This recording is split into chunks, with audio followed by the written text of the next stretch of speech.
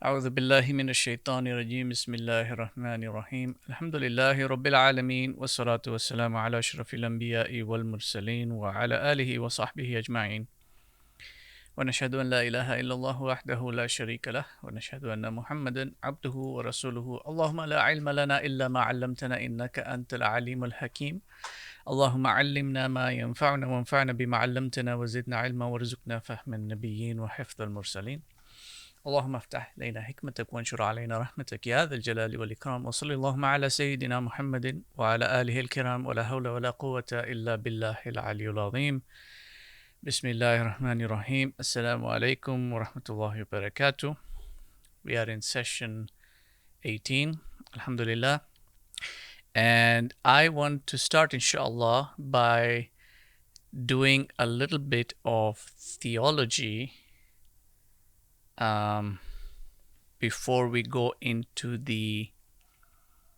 back into the Seerah, because there was a question that was asked in the group regarding the Arabs and how they tend to all the time say Wallahi and mention the name of Allah, and how many of them, their names are also including like Abdullah, for example. So what does that mean? Because we have been told that these individuals were pagans and they were polytheists. They were mushrikun. They worshipped other gods. So why do they keep mentioning Allah? What does that mean in terms of, is it just a name, or do they actually believe that there is Allah? So I'm going to try and make this as brief as I can without going too deep into the science and the subject of theology. So just bear with me, and if you have questions, inshallah, I'll address them during the session later on. Now, it's important to understand here the terminology, right? Because we're dealing with this in the English language, and in the Arabic, it was something that was already pretty much understood. So when you see them speaking about this in the Seerah and whatnot, especially in the Arabic text, the early scholars during their recording and all that, they did not give it too much attention, because it's something like, the Arabs consider something that's already ma'loom. They don't bother mentioning it again. It's like being redundant. If something is already evident, you don't mention it or keep on reiterating it. But when it comes to the English language and really the level of education we have today compared to what they had at their time, some of these things need to be reiterated and really properly defined. So it's important to remember that there's a difference between polytheism and atheism. Even though collectively they would both be placed in the category of kufr, of kafirun. So this kafirun will include those who are worshipping other gods and multiple gods, and will also include those who do not worship God at all. But in ilm al-kalam, there is a specificity to either of these. One will be called the mushrikun, the mushrik. The other one will be called a mulhid, who is the atheist. And the difference between the two is that the mushrik will worship other entities, but the belief of God is not altogether removed. So he does believe in God, he's just believing in the wrong God. That's the mushrik. Whereas the atheist, the belief of God in and of itself is completely removed. Right? So some people, certain groups of people in the past, in history, they held the belief, though they were mushrik, they held the belief that there was one supreme God, a higher deity who's set above all the others in this hierarchy of power and might and dominance over the rest of creation. This was like the creator, the supreme creator of all things, including those gods who fell, below this God in hierarchy. So Here, the object of polytheism is association, which is now denoted by that term, shirk, which comes from the root of sharika, and sharika meaning to associate or to connect, to link, to correlate and combine multiples, to accompany them, either at the same level or in a hierarchy of sorts, but to still give it a sort of same designation, or to put them in the same category, or to group them together in the same general or genus, or some such. So it may not necessarily be at the same level. Maybe it is hierarchical, but it's still in the same group of what you would call gods, whereby from the Arab perspective, for them it was Allah, and then they had all these others. So they still believed in this higher deity, this higher God. They just had others, who are of a lower quality in that group, but they grouped them together as gods. Now, Tawheed, when it comes in as a counterpoint to both the polytheistic position as well as the atheistic position. Tawheed comes in as a counter to both the multiplicity of it and the complete negation of it. But it is not simply the idea of making one in terms of quantity, to say that it's just one God, in terms of just quantity, meaning it's not 2 or 3 or 4 or 5, it's just one. It's not quantitative in that sense.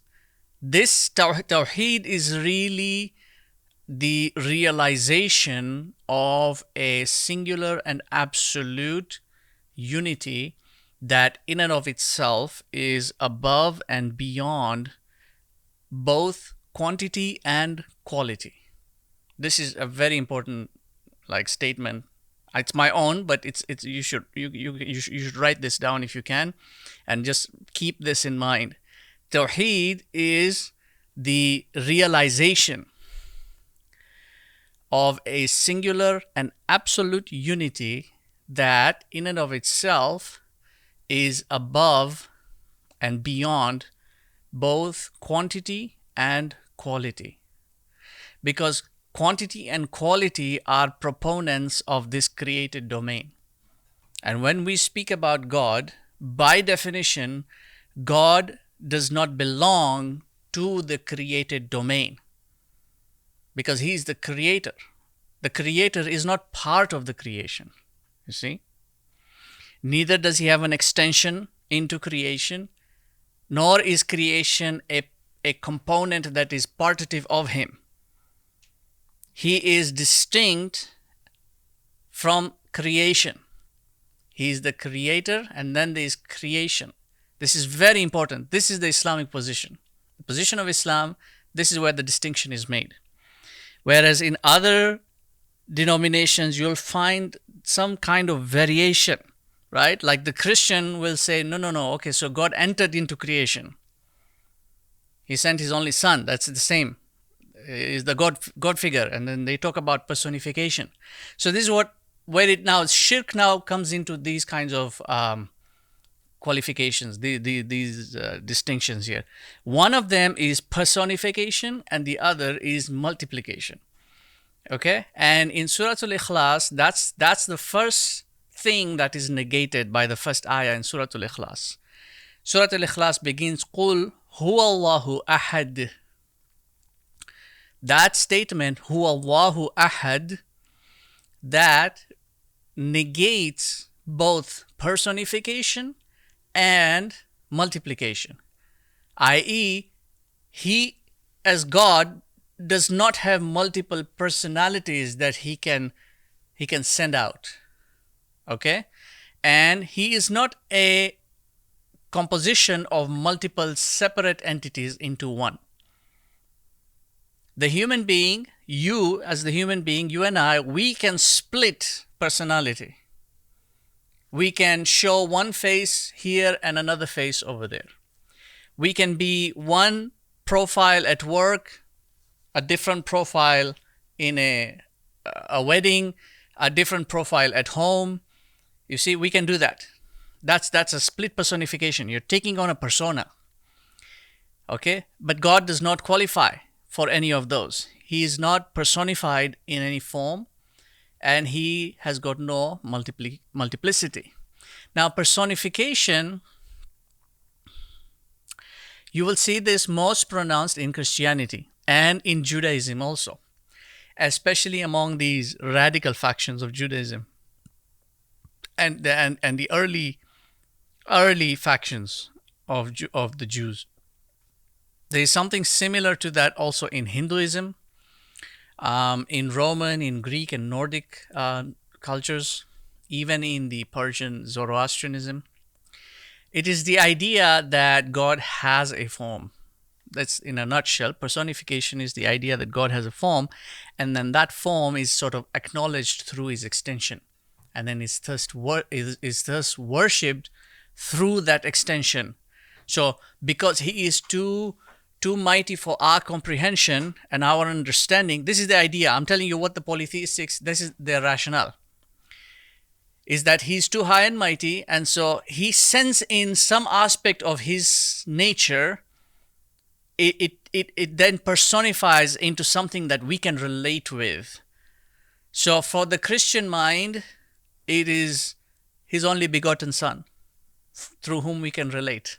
You see, for the Hindu, it will be, Krishna or something like that, which, or a statue of that Krishna or something that he can relate with. For the Zoroastrians, it was the fire. You see, that was the might of it, the power of God personified in the created domain. Now, this by necessity, in and of itself, becomes shirk, right? Because as an axiomatic quality of God, as an attribute, if you speak about God and you say, what are his attributes? His foremost attribution is that he has no personification. He is his own person. He's not going to take on the form of something. Why should he do that when he can be his own self as God? Whereas his bearing he bears no similarity to anything in creation. Laysa kamithlihi shay'un. He has no similarity to anything in creation. So, and therefore, he cannot be personified into anything within creation. So, the moment that is done to him, it already becomes part of shirk, because it reduces his stature as God, creator, into God with like a small g, part of creation. That's the personification portion. The other way that they do it is through multiplication.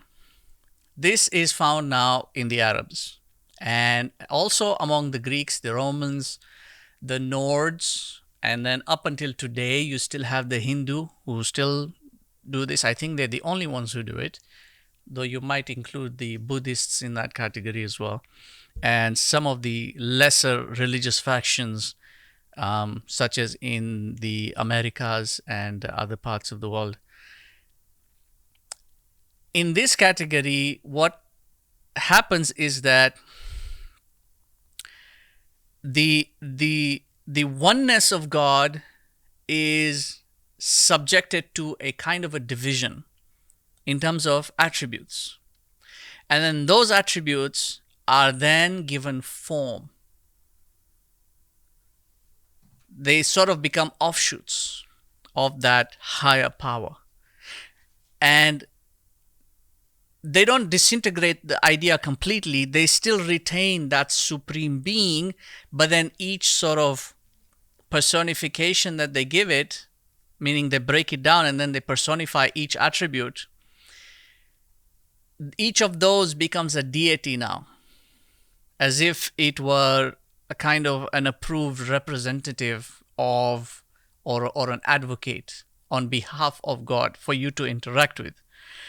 This association I mean, this kind of thing is obviously it's a fabrication because nothing of such comes in from above as revelation to do that. So this is something that human beings come up with, and it's a kind of a justification to say, you know what, we are human beings and we are not worthy to interact with God directly, so we need a kind of an intercessor, something, an object to which we can communicate with, and that communicate then acts like a sort of a relay, then transfers that communication into the heavens.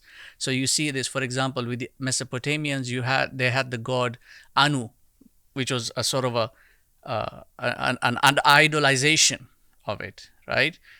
You have Odin to the Nords.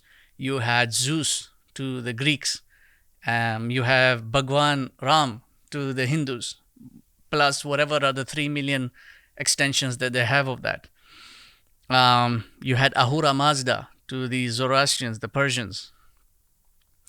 And to the Arabs now, it was Allah. See? So that Godhead remains above them. And by the way, not just to the Arabs, also to many of the other Middle Eastern and Semitic groups, the Assyrians and the Levantines, they all maintained that. And to the Jews also, by the way, the Jews also had the idea of, because they did have a kind of idol worshipping during those gaps when they didn't have prophets. And in some cases, even when they had prophets, they did that. So if you look at some of the Judaic history, they do have some idols that they used to worship also.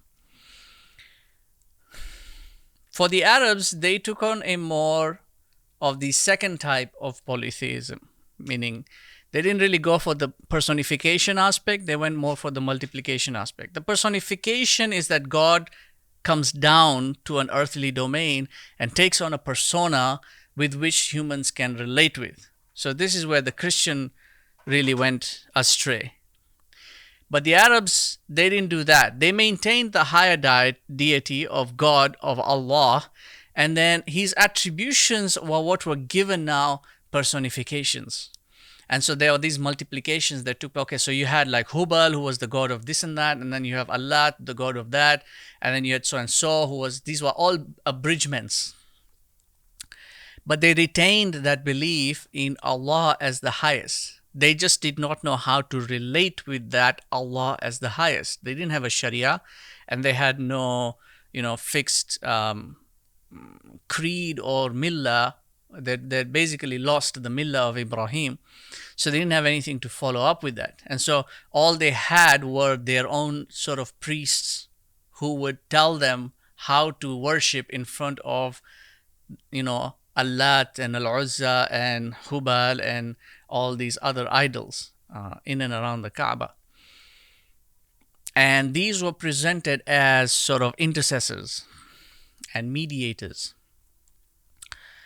And these intercessors and mediators were seen as, something that was necessary for a people to whom, arguably, there had been no prophetic tradition since Ibrahim and Ismail.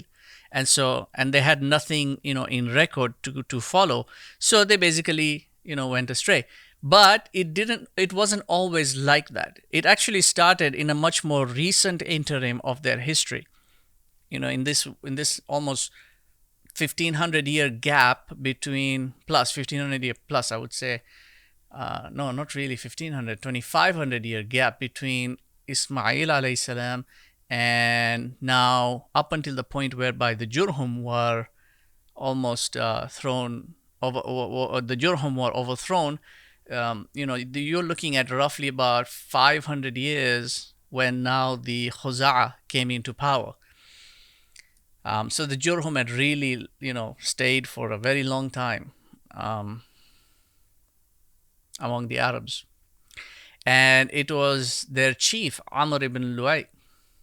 Amr ibn Luhay, once they overthrew the Khuza'a, he went to Sham, and there he saw something interesting. He saw the worshipping of idols there. But he also noticed the financial boon that was taking place in and around this religious setup. And so he probably thought, because the Jews and Christians, in one sense, were also doing that. And so he thought, if he could turn the Kaaba into a center, a kind of a religious center that accommodated all these people, then Mecca would become incredibly wealthy, because Mecca had nothing. It was a barren valley. There was no crop, there was no mineral, there was no metal, there was nothing in Mecca. So he brought Hubal, the idol itself, he brought it back to Mecca, and he basically established that, this idol will bring people closer to Allah as a kind of a central focal point, and it will act as a mediator. Obviously, he didn't just say it out like, I'm just cutting corners, but the actual, realism of it would be different. He probably had priests, and they came in and they gave um, their their uh, their priestly sayings or whatnot, and this is how they ended up convincing the people.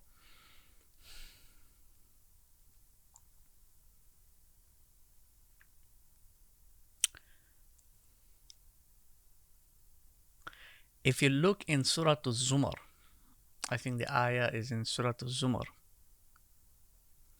He says, Allah subhanahu wa ta'ala, ala lillahi deenul khalis. Indeed, to Allah alone is the exclusive deen. And you'll find translations will typically say, the word deen has often been disputed, but you'll find translations that put it as a religion. I don't think religion is a good translation. Religion actually comes from the Roman word, religio. And if you look at modern definitions of religion, I think there's some kind of a corruption that's been taking place here with language. Because if you do, and you can try this out, anyone there, you can just Google the word religion definition and look and see what comes up. You'll find something like the belief or worship of a superhuman. They'll put in the word superhuman there, that has something of a superhuman power, which is therefore then regarded as a god. And then a different definition you will also find that will say something like its religion is a kind of a range of social cultural systems. It's just something that we've socially made up, put together, brought in certain designated behaviors or practices, and filled in some ethics and morals, worldviews that have been embedded, and sort of built this whole thing up and presented it as, okay, this is what we're going to follow. So these definitions of the word religion, modern definitions, are really something that corrupt the mind and reduce. So be careful of translations, like I always say. But if you look in the Qur'an, always remember deen as something that is deeply rooted insofar as human inclination is concerned. It is not specified or reduced solely to Islam alone being deen. There are other modes of deen as well, but deen would be something that is deeply rooted in human fitrah, insofar as following a way through life, insofar as what to establish as truth and what to believe in when that truth has become established. So it is deeply tied into faith, belief, and this realization of truth. It's really deep rooted. It's not shallow insofar as just praying your salah and doing the fiqh stuff. Okay. But if you look, so this is why the ayah there, it says that Allah subhanahu, He's acknowledging there are other deens, but Allah lillahi, which is like an exception, To Allah, ad-dinul khalis is the exclusivity, meaning there is a specific mode that is true, where others could be partially true or partially or completely false. But there is a specific mode of relation to Allah subhanahu wa ta'ala that is 100% true. And that truth or that inclination is exclusive to Allah subhanahu wa ta'ala, meaning there is no intermediary that you require. These are some of the debates that are in Aqidah with regards to things like intercession. Do you need somebody on behalf of you to help you connect to Allah, or can you just relate? These are some of the debates. I'm not going to get into all that because it's not an Aqidah session. I just want to, really paint a picture here, because you need to understand how these Arabs were thinking at that time when the Qur'an was coming down and the Prophet ﷺ was telling them to abandon these polytheistic ways and unite. What does that mean? You see, what does it mean to unify? What does Tawheed mean? Is what he was trying to educate them in that early stage. And so he says, Allah subhanahu wa ta'ala in that ayah, وَالَّذِينَ اتَّخَذُوا مِن دُونِهِ أَوْلِيَاءَ مَا نَعْبُدُهُمْ إِلَّا لِيُقَرِّبُونَ إِلَى اللَّهِ زُلْفَى. You see, those who then took others aside from him, Allah subhanahu wa ta'ala, their excuse on that was that, well, we're only, doing that so that we can come nearer to Allah. We're only doing this, like we're only worshiping. This is what the Hindu will tell you. The Hindu, the real Hindu, not the one who is brainwashed by the nominalistic aspect of Hinduism, but the one who actually understands his religion, will tell you that the worship of the idol is not a core component of his faith.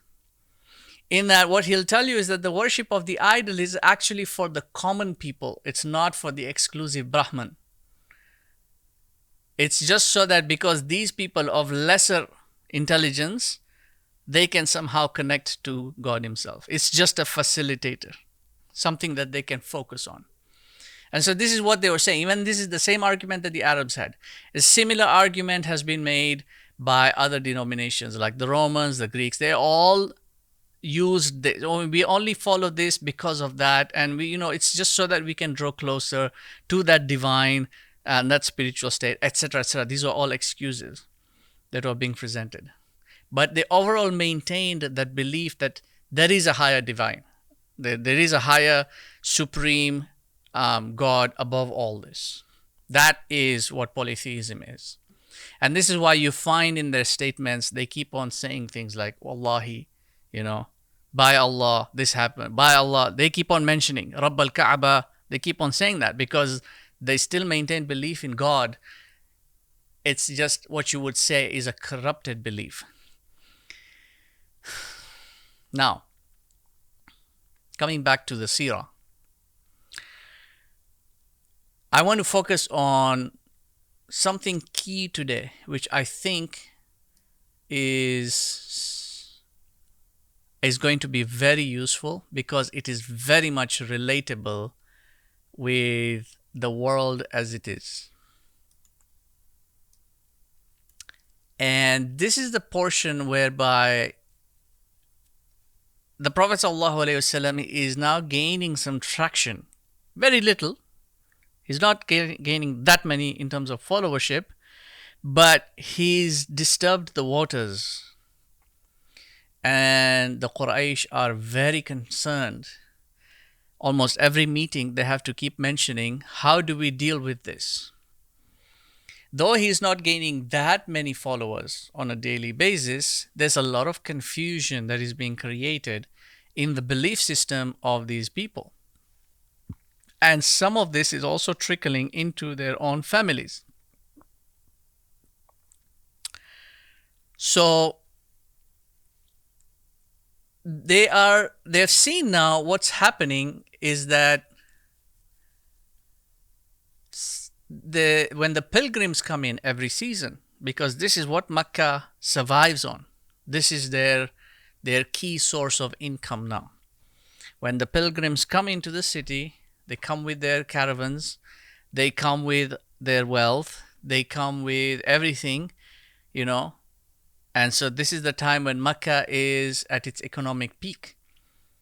And what's happening here is the only reason why they come into Mecca is because of these idols and these gods, right? This is how it was established by Amr ibn Luhay. He established it so that people could come in and then spend some time in Mecca with their gods. So here is the concern of the Quraysh, saying, look, he's telling us to abandon all these. If we get rid of all these, then they're not going to come anymore to Mecca. We're going to lose a huge chunk of our business. And when they're saying a huge chunk, they're talking about maybe 80% of their yearly income as merchants. The other 20% was from them going back and forth in their own caravans. But much of it was what they brought into Mecca and sold at a premium during the Hajj, the pilgrimage season. More than that, they are also concerned that they are going to lose their value and their position among the rest of the Arabs. So there's a lot at stake here for them. Worldly and material, yes, but a lot of it is at stake. So, they're still trying to figure out how they're going to deal with all this. And here arises a group now among them that the Qur'an describes as al-Mustahzi'un. These are those who are obstinate in their denial, in their defiance, and they're constantly mocking the Prophet, mocking the Muslims, and are just doing it out of spite. Despite recognizing, they're doing it out of spite, despite recognizing that there is truth to what he's saying. They're not doing it out of confusion or for any other reason. They're doing it purely because of ego. Because these individuals, they are going to be the biggest losers, or so they think. When Muhammad, the one who was an orphan, who has no wealth, who has no societal standing or political standing or influence or whatsoever, when they have to then pledge allegiance to him as their leader. See, they're concerned about the image this will create of themselves among the Quraysh, among the Meccan tribes, and among the rest of the Arab people. So, among them, there's one individual called, I'm going to talk about all of them, each of them. I want to paint a picture of each of them as much as I can. We spoke about Abu Lahab, he's one of them. Abu Jahl is also one of them. Abu Jahl is sort of their leader, their group leader. But there are other individuals who, I want to also mention and bring into the limelight. So one of them is al-Walid ibn al-Mughira. This is the father of Khalid ibn al-Walid. Al-Walid ibn al-Mughira, he is essentially at that point, he's one of the wealthiest men in Mecca. He's old, he's wise, and he's got good political standing. He's also recognized as someone who has great intelligence among them. And there's one incident where he was near the Kaaba, and the Prophet ﷺ, he used to come and he used to pray at the Kaaba. Just like all these other idolaters used to come in, they would do their tawaf and do their worship and whatnot. Each one had their own designated spot where they had their god. The Prophet ﷺ used to come in, and he used to pray at the Yemeni corner, but facing towards Jerusalem. So in a way that he would, like, the Kaaba would be right in front of him, and then he would be facing sort of northwest ish, thereabouts. So he would be facing in that direction. And so he was there, the Prophet ﷺ was there, and Al-Walid, and because Dar al-Nidwa is just within the perimeter of the courtyard of the Kaaba. So, Al-Walid ibn al-Mughira was just around there. And, these people at some point during the day, they just have nothing to do. Because Their flocks are being tended to. The market, they didn't sit in the market the way we do. Most people do today. The shop is open from 7 in the morning till midnight. They usually did their trades and stuff in the morning, and then they would like sleep in the afternoon and just social gatherings and whatnot. That was their lifestyle. So he's got nothing to do, Al-Walid, and just hanging around the Kaaba there. So, he comes up to the Prophet and says, let's hear some of that poetry you keep reciting.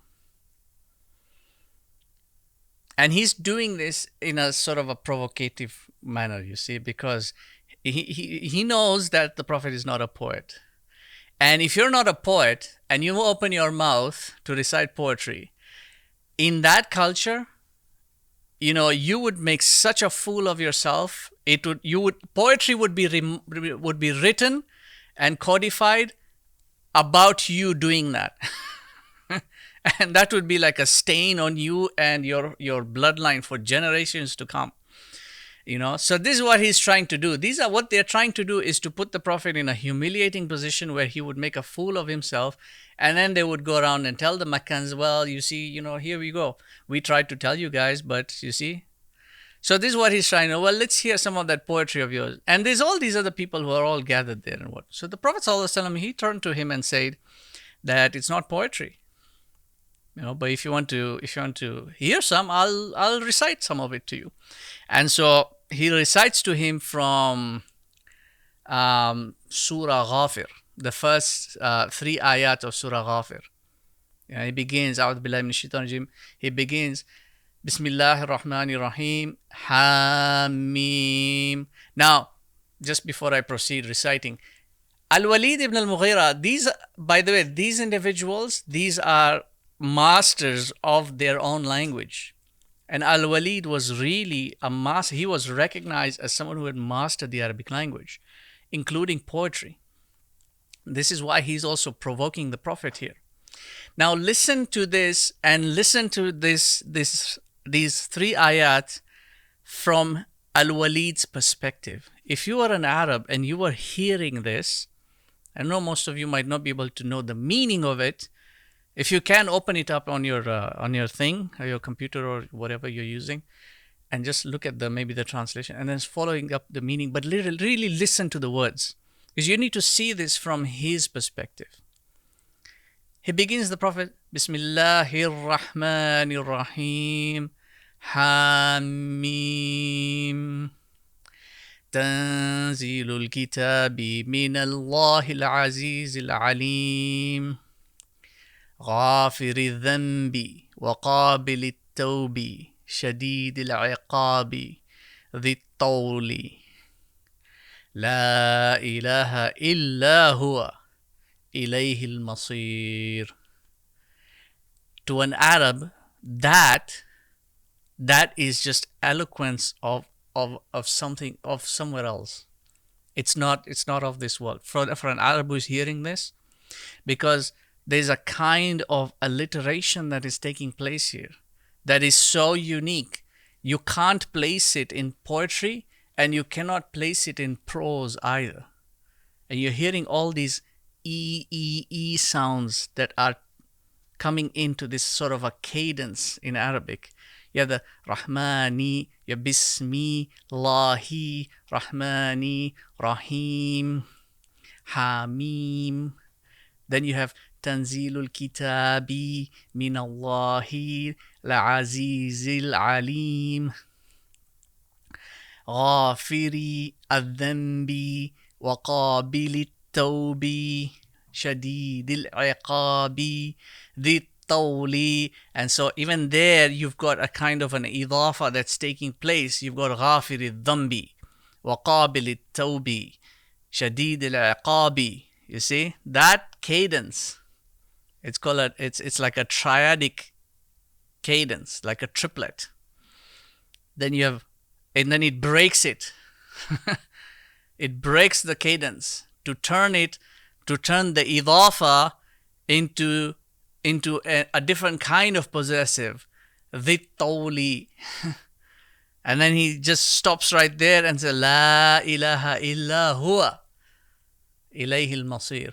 This is articulation. This is bayan. This is the sweetness of the language, of the Quranic language. I'm not just talking about the Arabic language, but the Quranic language. You know, he's saying this is the revelation. Tanzilul Kitab is a revelation. This, it's been sent down. Tanzil has been sent down.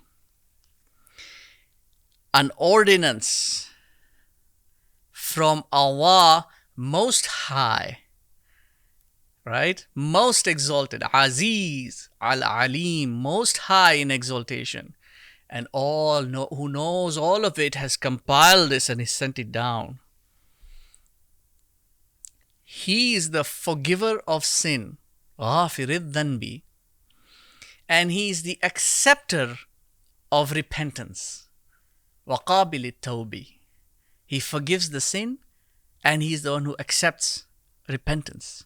شديد العقاب, and he is the one who deals severity in punishment.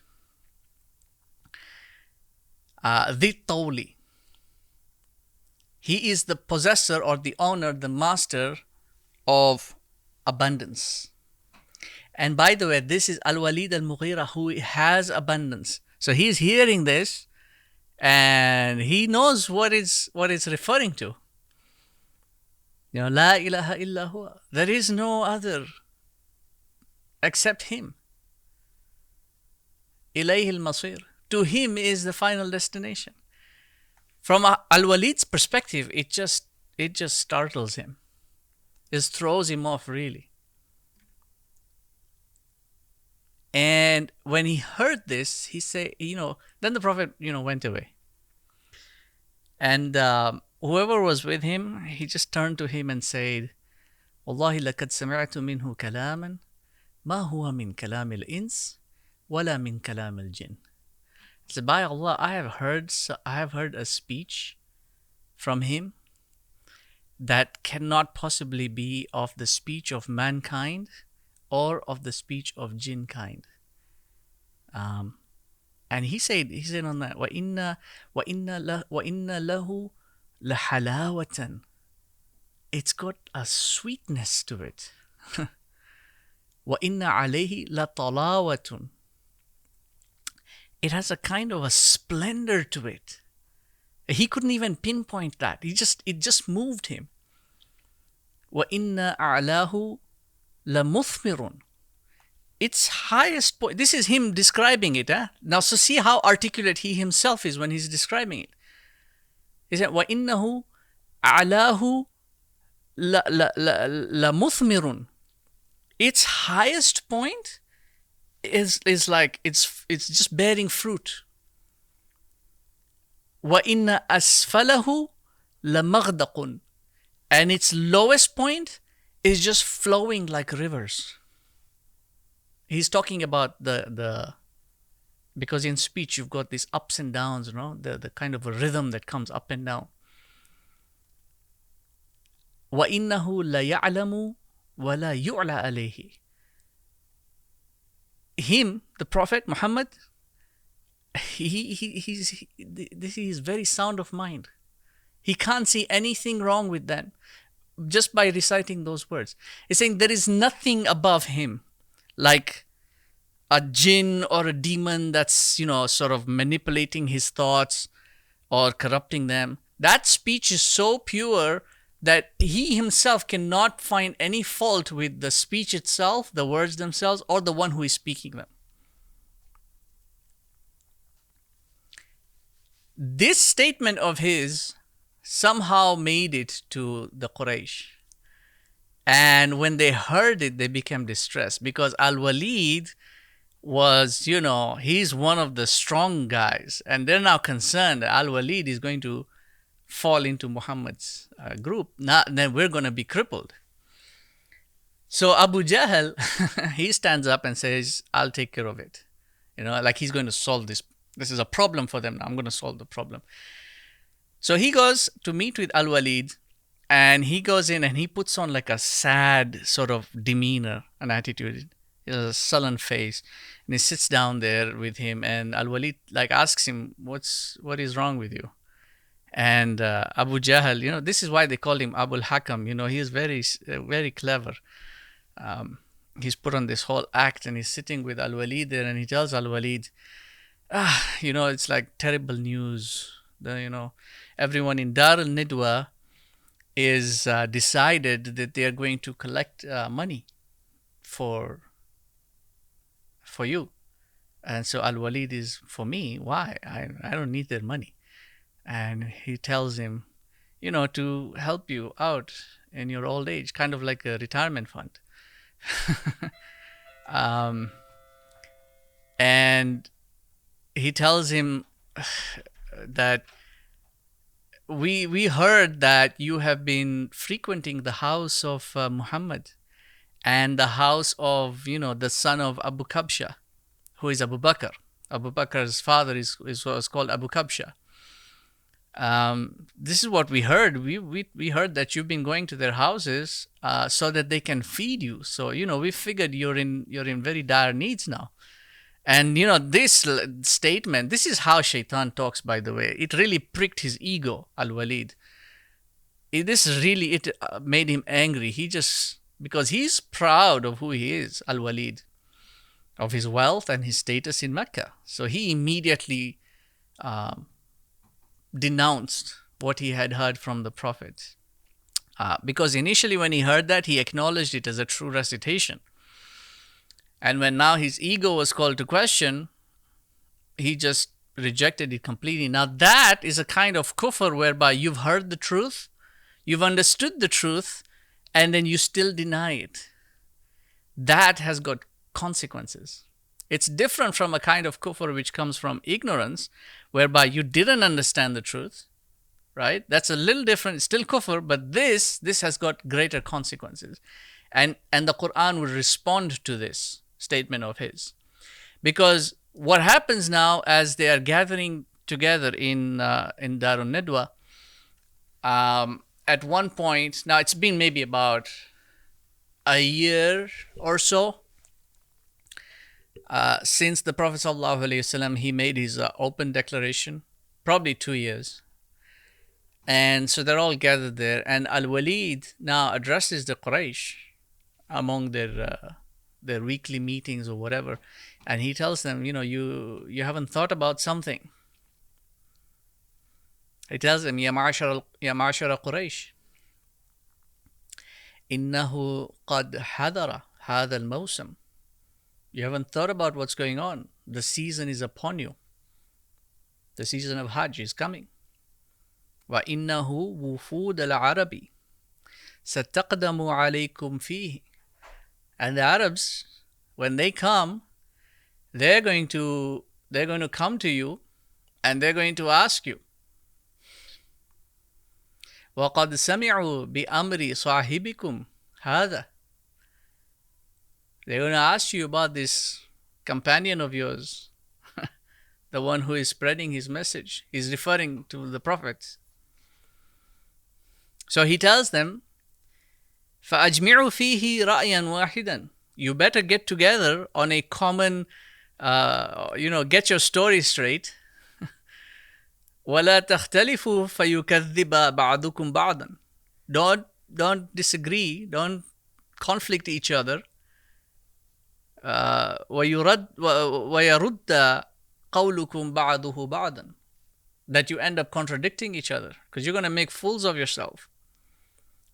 I'm translating it poorly, but if you understand the Arabic, you can tell that he is a really articulate individual. And you know what? Just to give him justice, I'll reiterate his statement as full. He said, يا معشر قريش إنه قد حضر هذا الموسم وإن فوود العرب ستقدم عليكم فيه وقد سمعوا بأمر صاحبكم هذا فأجمعوا فيه رأيا واحدا ولا تختلفوا فيكذب بعضكم بعضا ويرد قولكم بعضه بعضا. What he's telling them in a nutshell is that, look, the season of Hajj is coming. You've been bickering amongst yourselves about all the other issues that are going on, but now the Arabs are going to come, and we've seen what they've been doing, the Muslims. Whenever the pilgrims are coming in, they go and talk to them. And these Arabs, they're going to come and question you what is going on here. Because you guys are the trustees, you're the guardians of the house. We have been giving you our money, our coin. We've been coming and trading here, thinking that you are going to safeguard our beliefs. So what is going on here? They're going to question you. And they're going to ask you, what is this we're hearing about, Muhammad and his people? So he told them, listen, you better get your story straight so you don't have conflicting views or contradictory positions, because you're going to get caught up in a lie. See, they knew what the Prophet was saying was true, but they still had their own interests to protect. And so they themselves didn't know what to do here.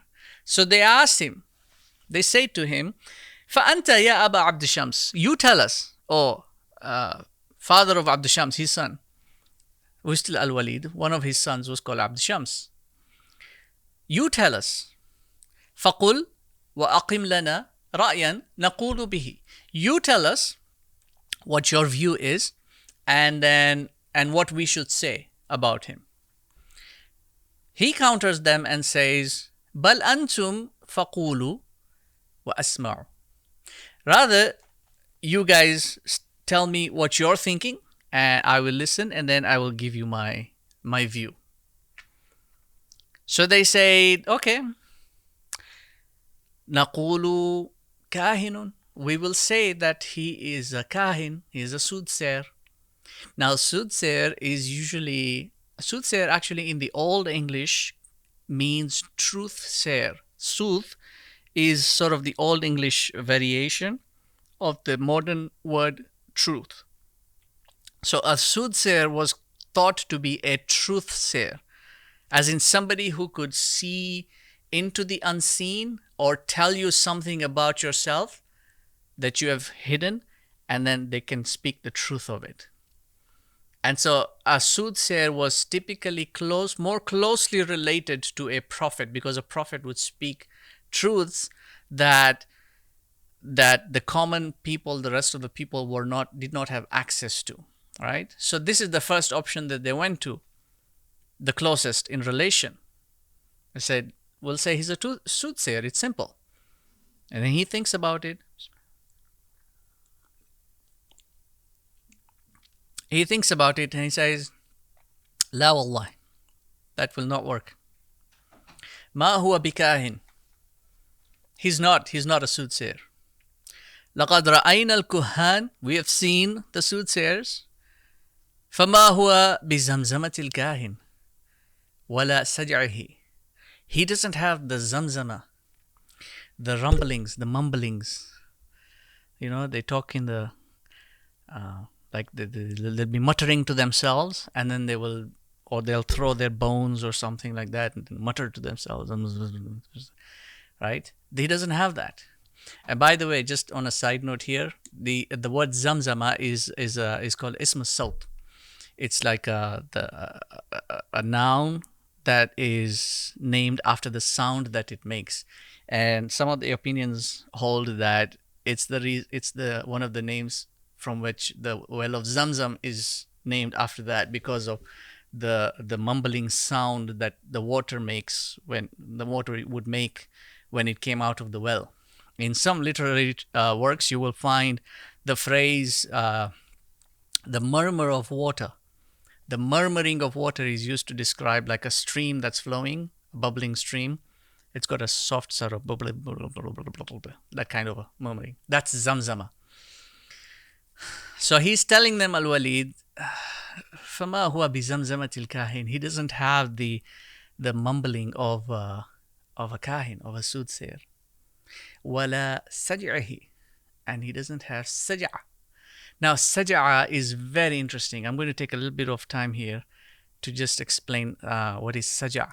Saj'a is an early type of composition in speech that is prose, but is not poetry. So human language has got only two identifying marks. All of human language, doesn't matter which tongue it is, which language group it is, all of human expression in terms of language comes out in two forms. One is poetry and the other is prose. And for poetry, the unit of measure is verse. So verse is the unit of measure in poetry, and sentence is the unit of measure in in prose. And saj'a is a type of sentence that sounds like a verse, but it's not a verse because it has no poetic meter. But it's used because of its strength in articulation. It has a kind of a rhythm and it ends with harmonious sounds. It doesn't follow poetic meter, but it has a musicality and a flow. Sometimes it will employ something called parallelism or triadic cadence, like stacking, stacked crescendos. I'll give you some examples. It uses like stacked crescendos that basically build up ideas and really get like a movement. It's meant to appeal emotionally. Now, soothsayers were very well known for using this type of articulation. But it's also been used in elegant literary writing. So it's not just, they didn't invent it. Soothsayers did not invent it. It's a way human beings speak. It's a rhetorical device. The Qur'an also uses it, saj'a. But it uses it in a way that does not bind it to that technique, meaning it's not its defining quality. The Qur'an uses all known literary devices, all. In poetry and in prose, and all rhetorical devices, all logical devices, the Quran uses all of those. But it cannot be classified as verse or as sentence. The Quran is not bound to any of those. It's its own language category. It doesn't follow any of the human way of articulation. So if I had to give you an example of saj'a in English, I might say something like, He spoke with grace at a gentle pace, in search for truth in age and youth. So that's if you see the rhyming that's taking place, you've got the grace and then the pace, then you've got the truth and then the youth. It sounds like poetry, but it's not poetry. It's a single sentence. It has got no poetic meter, but it's got a musical sort of build up to it. A kahin, a soothsayer, will typically use the same device and might say something like, I warn you of storms incoming, nights that hum and fates that run, no man can escape, not pauper, not king. So you see like that coming and then ending with the word king. Then in between I've put in, nights that hum and fates that run. That's a kind of that cadence that it's not poetry, but it's got this flow to it. Modern advertisements and political campaigns will use saj'a a lot. You'll hear something like, have a break, have a Kit Kat. Right? Eat clean, train mean, live lean. So have a break, have a Kit Kat. You've got the have a in there. Have a break, have a Kit Kat. That's sort of a, cadence. Or you'll hear something like, make America great again. That's saj'a. Make America great. It's short. It's not a long sentence, but it's short. It's a slogan. But you've got the k in there. Make America great again. You see the k in there. Or you'll hear people, from the river to the sea, Palestine will be free. That is saj'a. You see, from the river to the sea, Palestine will be free. That also has a kind of a measure to it. Let me see. You'll hear something like, our people united shall never be defeated. Or or have a spine, stand in line, um, free Palestine. Have a spine, stand in line, free Palestine. Or what do we want? Ceasefire. When do we want it? Now. That the want there in there, and the way the cadence is built. Or you'll hear another one, from Ukraine to Palestine, occupation is a crime. It's not poetry. There's no meter in it, but there is a way to that you can measure it in terms of sentence, of prose. They have a kind of an A B, and then a BC. You know, the AB is it's sort of a measurement. It's just a measure to. It's not a metric in and of itself. So, it's like our people, or have a spine, stand in line. That's AB. Free Palestine. That's your BC. You see, so the repetition in there, or the repetition of certain words, or the rhyming of certain words, that gives it a kind of a melodic flow, that is called saja. Okay, you'll hear modern Muslim scholars use it a lot, and I don't think they know that they're using it. It's sort of become like a trait. They almost all of them, they speak the same way. Many of them, they're more like motivational speakers. They'll usually put on this kind of a rhythm. You'll hear something like, look at the positive, look at the good, look at all the blessings, and be thankful. So that look at, you see?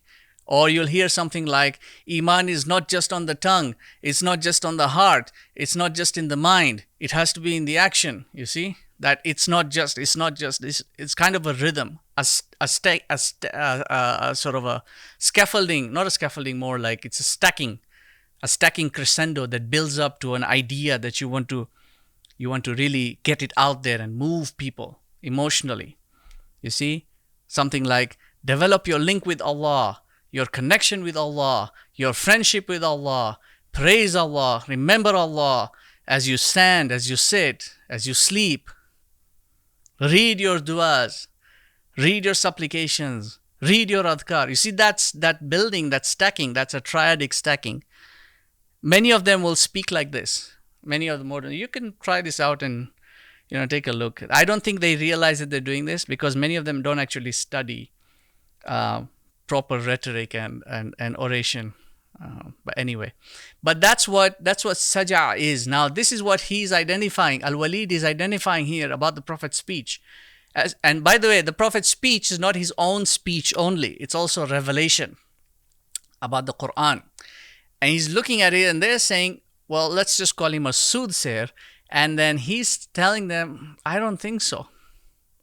Because if we observe what he's saying, first of all, when he speaks, he's very clear and articulate. You won't see him mumbling to himself or trying to figure it out before he speaks. You won't see him doing that. At the same time, when you hear what he's saying, he's not doing this beating of emotional appeal. He's just reciting the ayah as it's coming. It's like just flowing through him.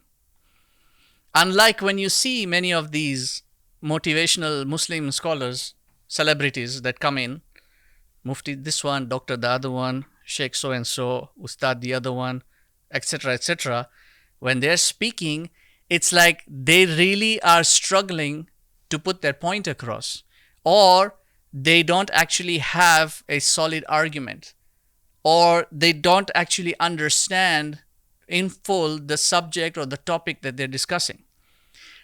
So in order to keep the audience hooked on, which is really the idea here, is to keep the audience hooked on, they'll use this way of speech just to appeal to their emotional aspect.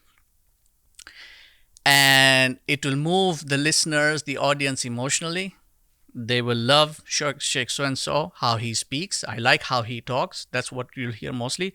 But in terms of actual knowledge being delivered and actual understanding, that's really not given. They fail in that regard. So this is what Al-Walid is saying. I don't see that, because this is how soothsayers talk. They tell you things that you want to hear. They keep you hooked in because they want your money. You see, they're not here to impart wisdom to you. The soothsayer is in the business of soothsaying. So he'll tell you things you want to hear in order to bring you back as a customer. So they say, okay, well, that makes sense. فَنَقُولُ مَجْنُونَ. Well, let's just say that he's possessed then. Now, possessed here, Majnoon, actually carries two words, two meanings. One is possessed by a demon, like jinn possession. The other is to do with psychology, which is the kind of possession that is to do with the lower self overwhelming the rational self. And then as a result, the individual becomes majnoon, insane. He loses his sanity. He's either overwhelmed by his emotions, or he's overwhelmed by his desires. So he thinks about it, Al-Walid, and says, Ma huwa bimajnoon. He's not insane. He's not possessed. And he argues back and says, لَقَدْ رَأَيْنَا الْمَجْنُونَ وَعَرَفْنَاهُ. We know the possessed. We've seen them. And we understand what possession actually is, in terms of the jinn possessing and in terms of the self also possessing or coming over. And this is really interesting. When I read this, I was really astounded by what he says here, because he's described psychological disorder in a nutshell in this statement of his. He says, فَمَا هُوَ بِخَنْقِهِ وَلَا تَخَالُجِهِ وَلَا وَسْوَسَتِهِ. And he notes three entities in there. First of all, he's saying that he is not strangulating. And then he says, he is not trembling. And the third one, he's saying, he's not whispering. And these three are to do with, number one, khanq is a kind of a suffocation or a choking that describes, the feeling of tightness that happens in the chest or in the throat. And this is linked to an episode of extreme stress or anxiety or panic. It's a kind of psychosomatic reaction to something that is stressful, where the patient in this case really feels physically like something is choking them, like I can't breathe. And one of the things that they will do in therapy is try to open this up, to loosen this up, just to give that feeling, to loosen up the feeling of, or to open up the airways. All right. They will typically express like shortness of breath, palpitations, tension.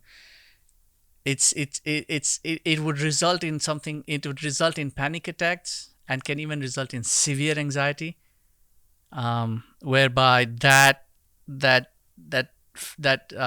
anxiety, it becomes like a physical manifestation that then dominates perception. And so this is what he's saying. If I observe him, I don't see that happening with him. The second one he mentions is takhaluj. And this is actually in reference to convulsion or epilepsy, which is one of the symptoms of a psychological breakdown. It would refer to in the early stages, it might not be fully developed as epilepsy or epileptic, but in the early stages it can generate movements or convulsions that look like epileptic tremors. Some of the classical scholars, they interpreted it as a condition where the mind is agitated due to mental disturbances. Like a sudden twitch, as though something is watching you, or some, like you feel something and like a sudden twitch like that. That's what he's referring to here. He's saying, I don't see that in him. The third, which is really astounding to me, is the waswasa.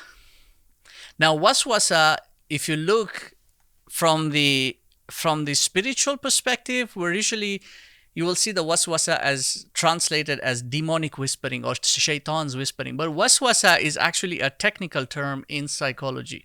And Abu Zayd al-Balkhi uses it as such to describe what we would call in modern psychology as obsessive compulsive disorder. There's a kind of a whispering that becomes obsessive in and of itself, whereby your own thoughts then become intrusive and they become persistent, which in and of itself is attributed to a demonic quality, which is why it is called waswasa and it's linked to shaitan, because waswasa is a demonic quality. It is not an angelic or even a human quality per se.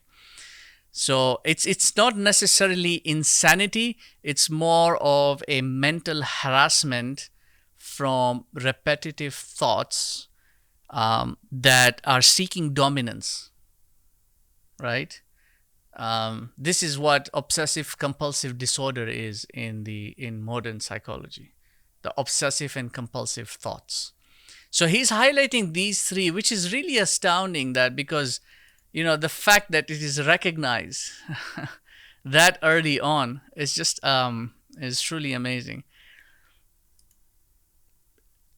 So this is what he tells him, that look, I don't see these symptoms in him. So to call him insane is in and of itself is insane. It's not true. And you know, you're going to shoot yourself in the foot by saying that. So they counter said, well, okay then, فَنَقُولُ شَاعِرٌ, we'll say he's a poet. Because he's coming up with all these rhymes and, you know, these statements that really sound like rhymes. Now, a lot of them, when they're saying this, some of them are not poets themselves.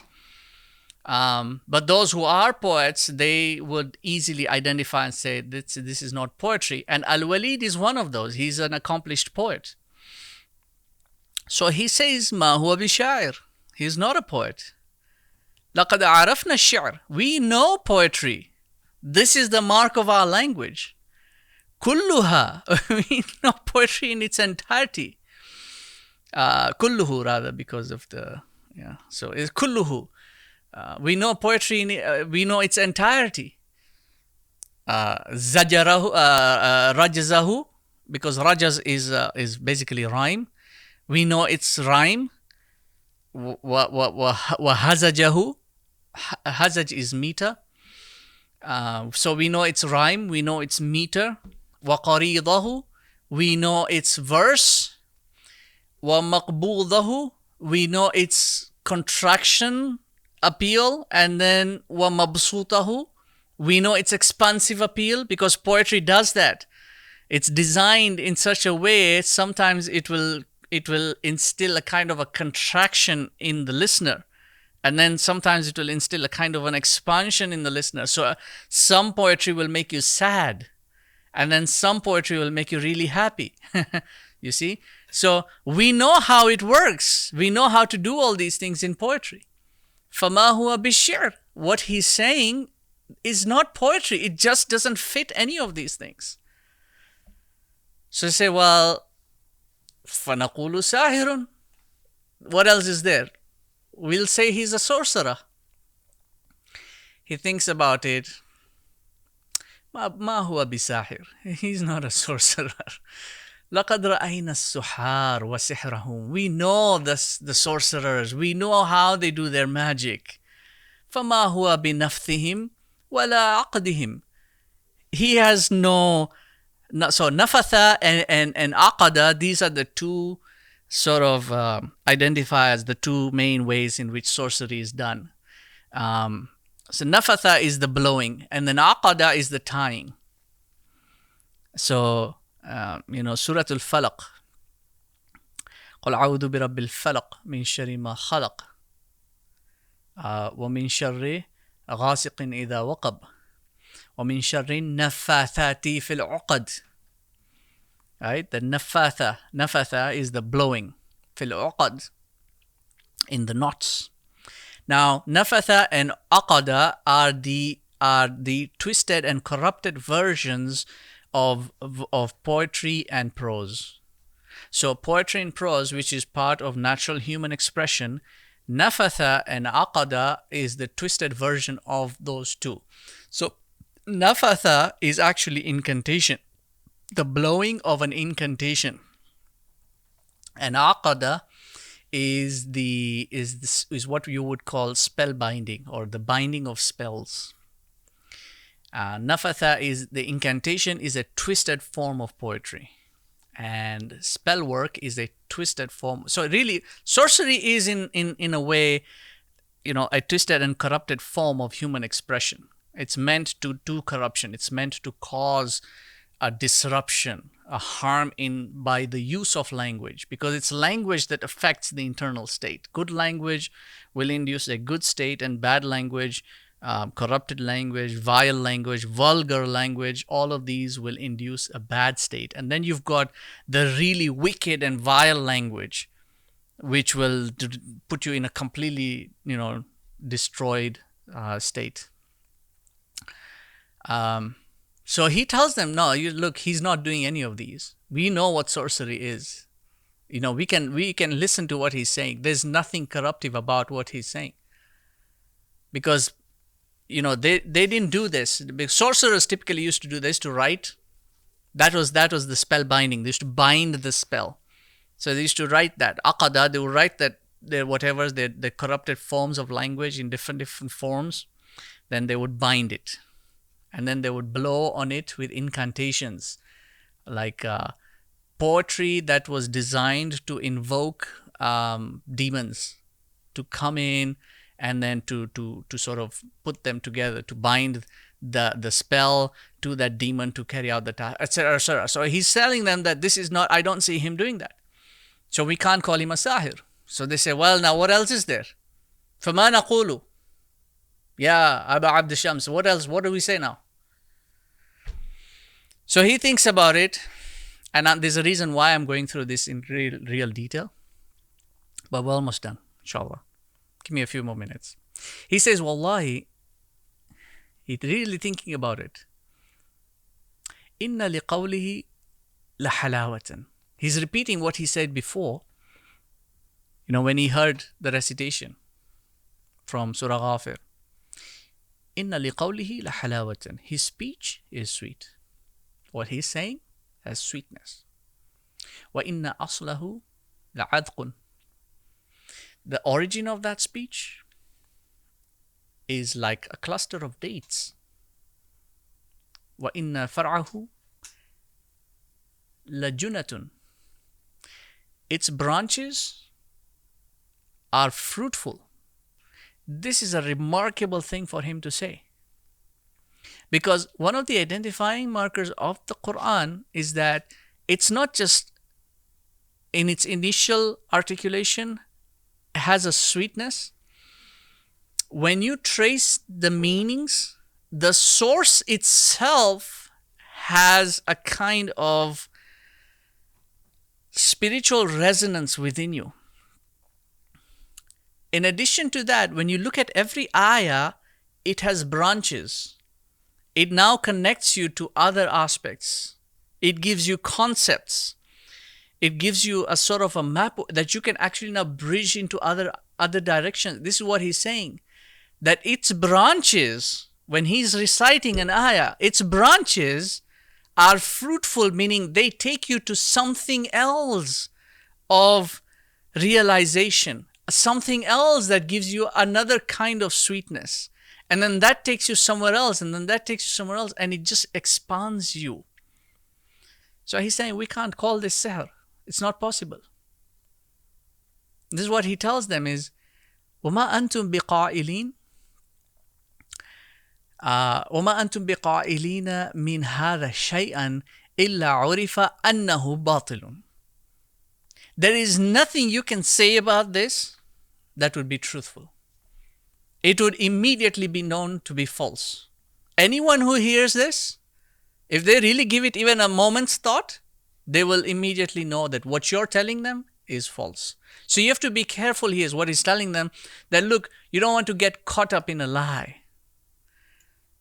But what we can do is we can position ourselves in a kind of factual gray area, whereby there's some kind of ambiguity. And what he's proposing to them now is what the modern world does to people.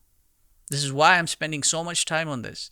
What he's going to propose to them is what's being done today in terms of Hollywood, in terms of YouTube and Instagram and social media and did I say Hollywood? Yeah. And music, or celebrity, in terms of sports events and World Cups and Champions Leagues and all this stuff.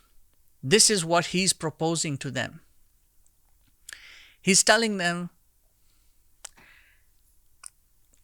وَإِنَّ أَقْرَبَ الْقَوْلِ فِيهِ لَأَن تَقُولُوا سَاحِرٌ. From all these options that you've presented to me, I think that the closest that you can use to describe him is that he is a sahir. That's the closest. Because sahir will normally do his magic, behind in hiding. Okay? But there is something similar here between what he's actually doing and what the sahir actually does. He's saying here, جاء بقول هو سحر يفرق به بين المرء وأبيه وبين المرء وأخيه وبين المرء وزوجته وبين المرء وعشيرته. Because what you can say then is that he has come with certain words that in and of themselves are, factually speaking, causing a separation between, a man and his father, a man and his brother, a man and his wife, a man and his kinship. That's what is factually happening. We can see this happening in front of us. So you're not going to be caught in a lie. As for everything else, it's a matter of just proving it. This is that kind of forward progressive kind of thought that the intellect is culprit of, because the Qur'an responds to him.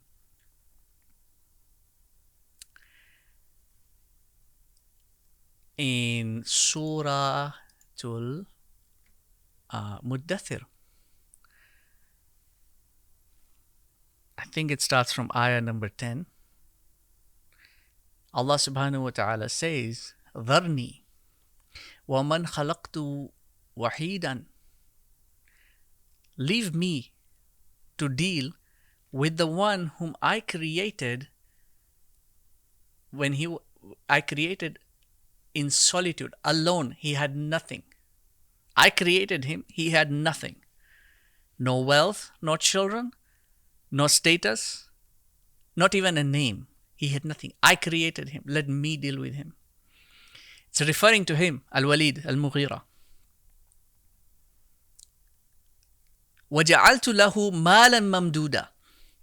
I am the one who bestowed upon him the extensive wealth that he is boasting.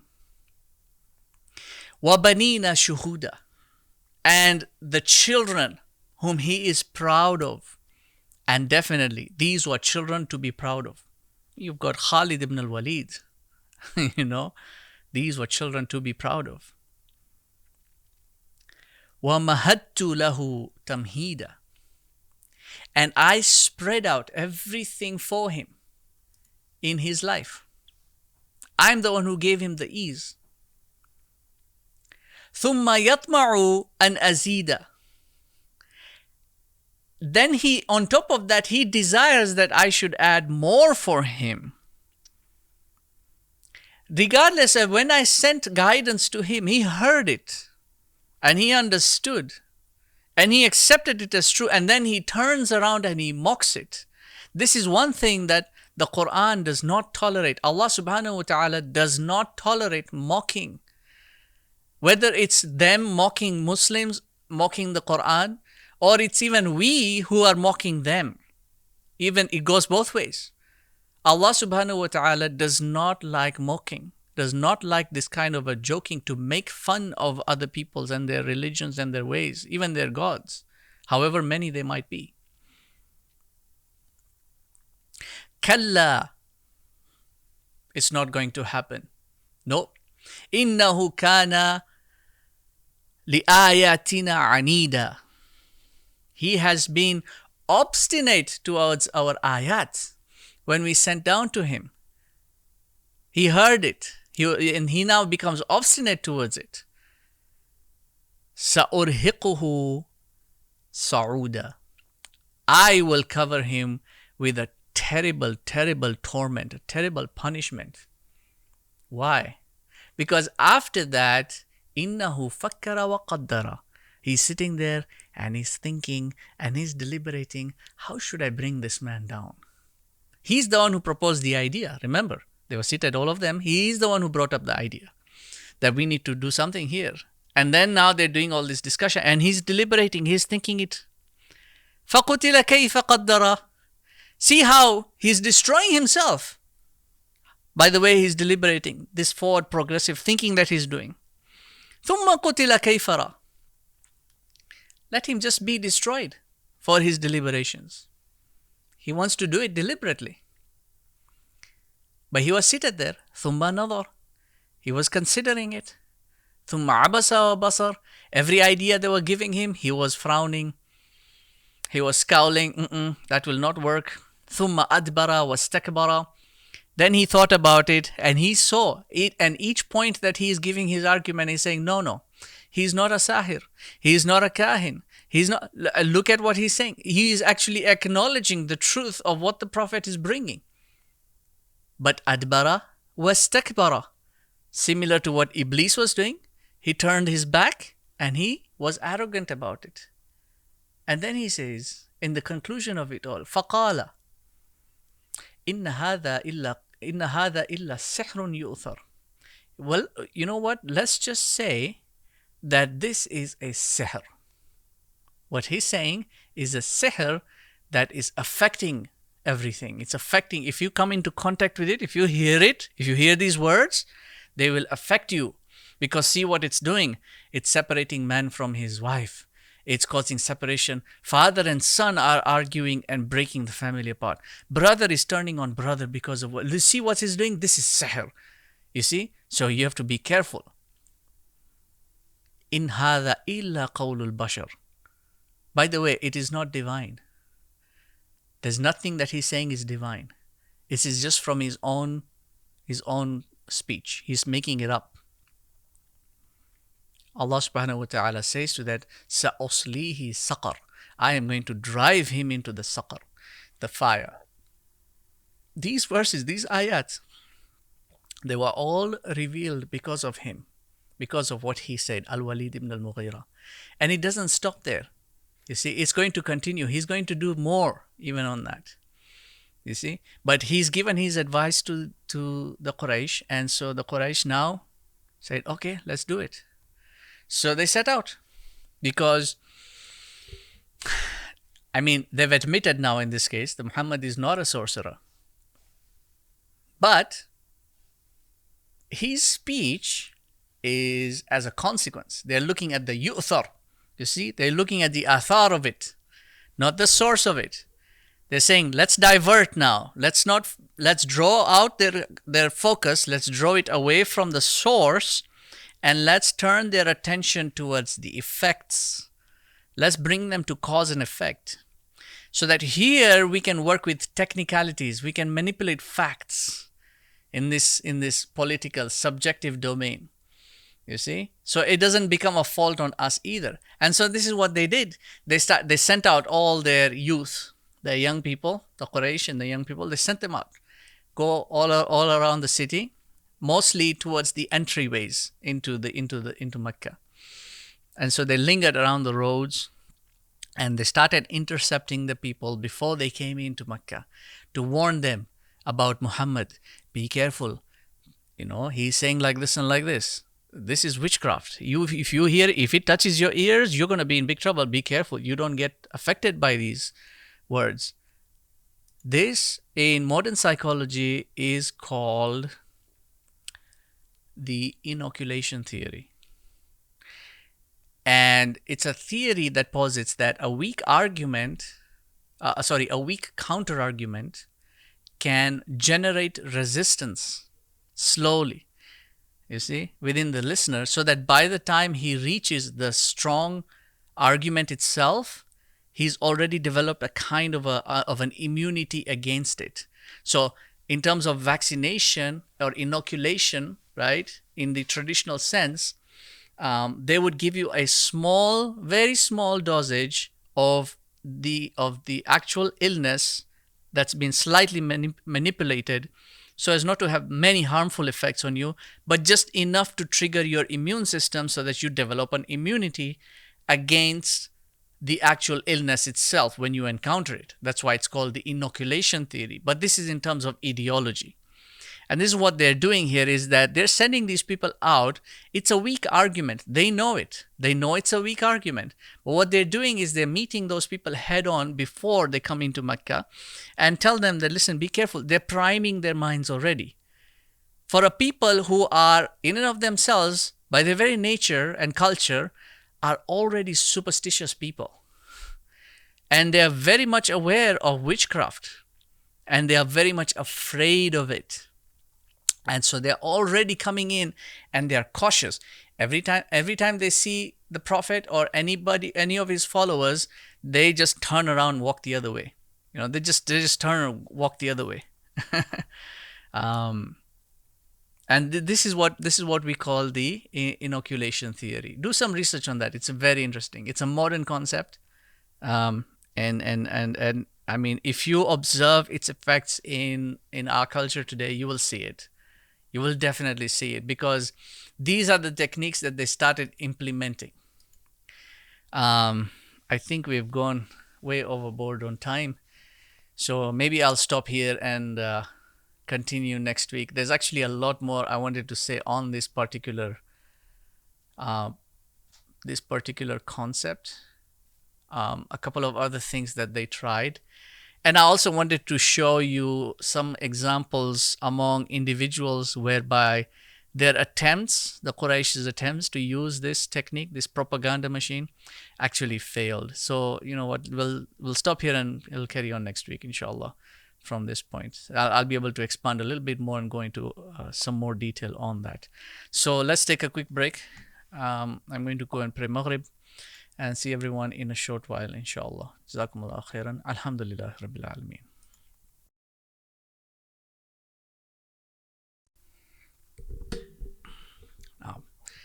أعوذ بالله من الشيطان الرجيم بسم الله الرحمن الرحيم. Inshallah, let's get started. Adil?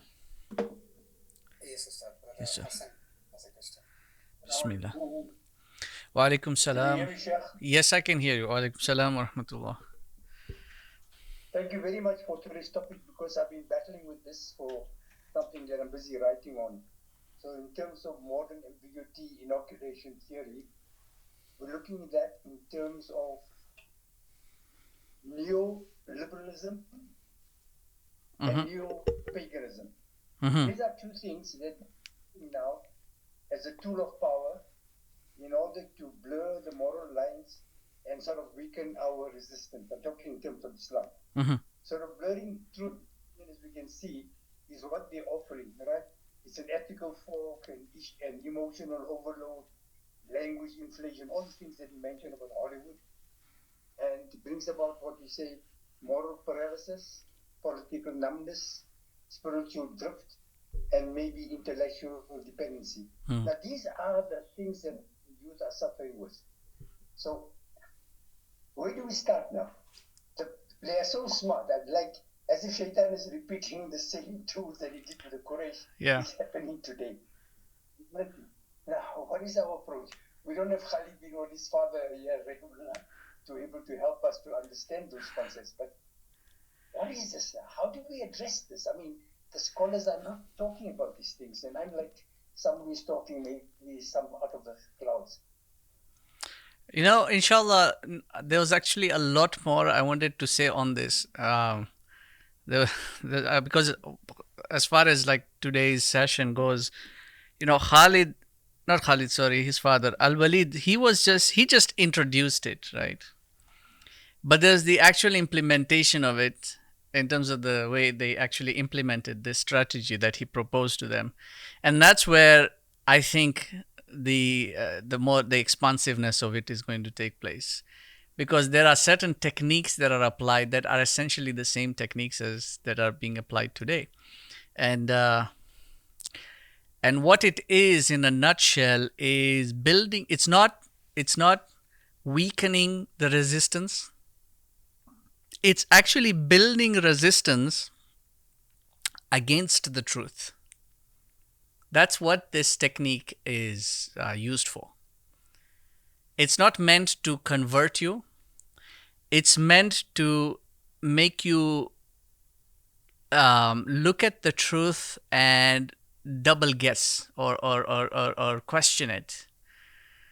So, you see something in reality, but then you're just confused about it. And this is really part of the age of the Dajjal. It's the age of confusion. Um, his task is not to. I think I wrote about this in my book, The One-Eyed Imposter. His task is not to convince you of the lie. His task is to cause enough doubt in your mind for you to question the truth. And once he does that, he's succeeded in his mission. That's really what this is all about. It's to confound you about reality. Inshallah, we'll come to next week's session, and I'll go deeper into it, into the comparatives also to how this technique is being used in modern times. Because it's the same concept, it's just that the mediums now have increased. And so it seems like something new, but it's not really something new. It's the same old technique. It's just that it's a lot more complicated and a lot more. It's become more sophisticated. The devil's tools have become a lot more sophisticated, is what we would say. Yeah. So inshallah, we'll expand on this more next week.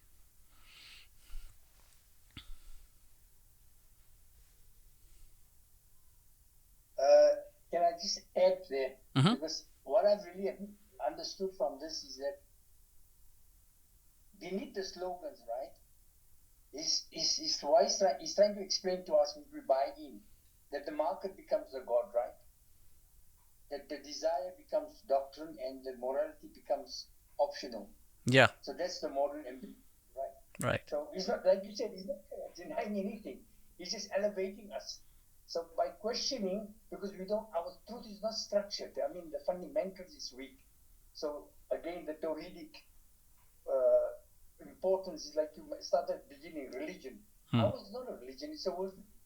So if our worldview is not strong, then we fall into a prey of all these things. Thank you so much. I think it may just sound like you were story something, but there's so much deep insight. And I'm happy we went through. So I'm going to stop this. I'll wait for this. Yeah, inshallah. Inshallah. We'll talk more about this next week, inshallah. There are things like moral relativism that will come into play. There are things like, compromised principles, the lack of, like you mentioned, a worldview. At that time, they were targeting people who were not Muslims. They were targeting those who were not Muslims. Today, it's basically the same technique in that the target is towards a new kind of religion by causing people to doubt the current religion. So it's something similar in that sense, but a lot more pronounced. Inshallah, we'll look at it next week in more detail. Now. Okay, Sister Ina. Assalamu alaikum, Ustad. Wa alaikum salam wa rahmatullah. Ustad, I have two questions, totally different. The first one is regarding, first of all, this today's lecture was actually really different, and it was very insightful because this part of Seerah, I never thought it of in this way, that the kind of arguments they were using or the techniques they were using to try to prove the message of Prophet Muhammad Sallallahu Alaihi Wasallam false, these are even being used today. I mean, it's quite amazing. So my question is this: you were talking about the blowing of the shaitan. So I was also reading your book, and I came upon this blowing the nafakha. and I did. I was reminded of this dua that we do. We seek refuge from the hums, the nafkha, and the nafs of shaitan. So can you please elaborate that? A'udhu billahi minash shaitanir rajim wa min hamzihi wa nafthihi wa nafsi. So what are these three things? So they stem from the same root of noon and fa. So the genus of the term and the concept it represents is the noon character, which is a resonating entity. So the noon itself is a resonating letter.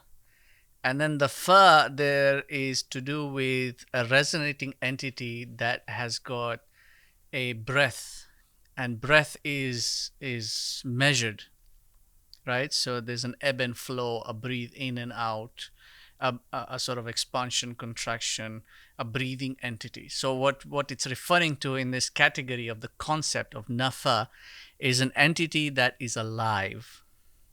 Okay.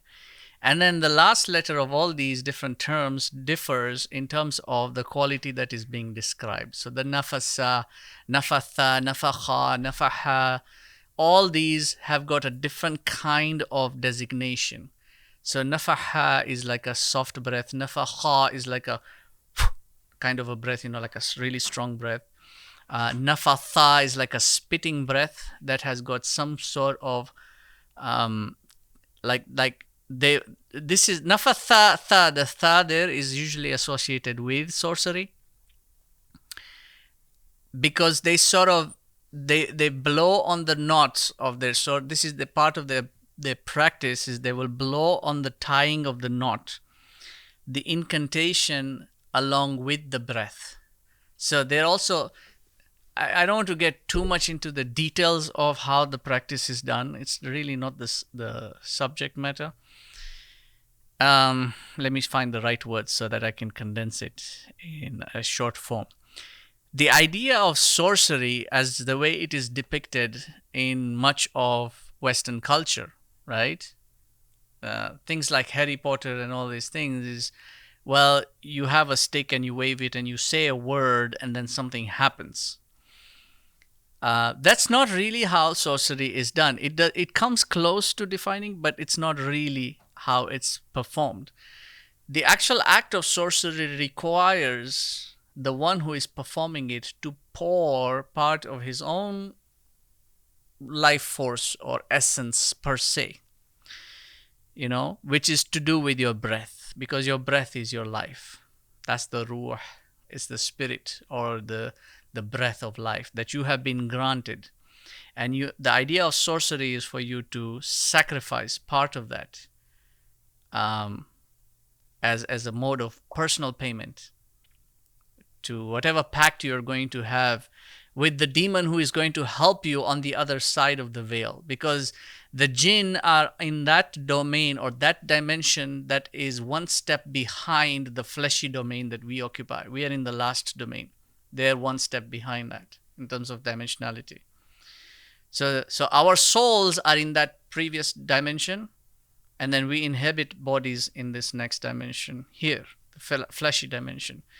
So in order to affect the soul of somebody else upon whom the sorcery will be done, a pact is made with the entity that can access that dimension.